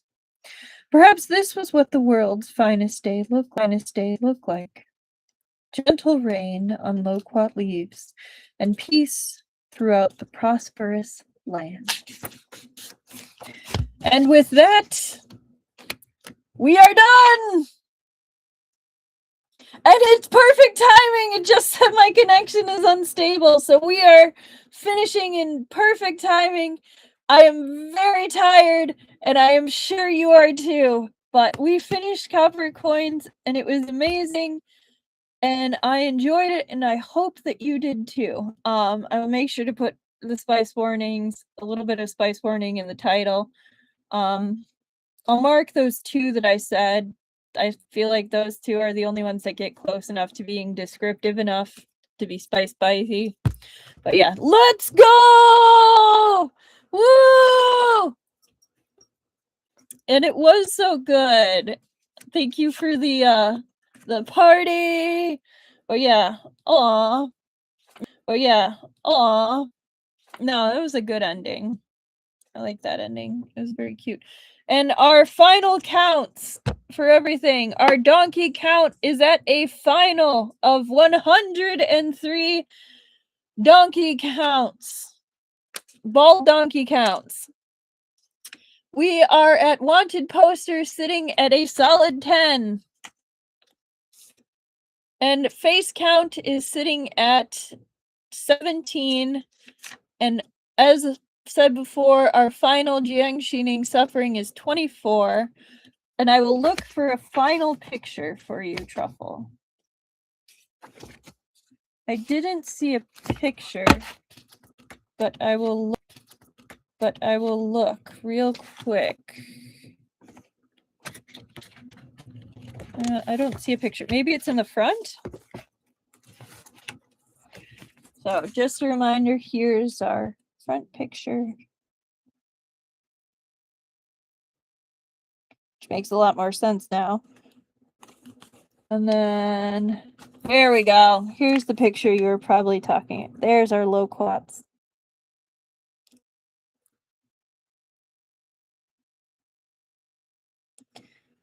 That's a great picture. I'm glad that's the one that's colored. That's really sweet. All right. And on that note, I wish you all a very good evening, and I will see you for our next book, The White Cat's Scratching Post.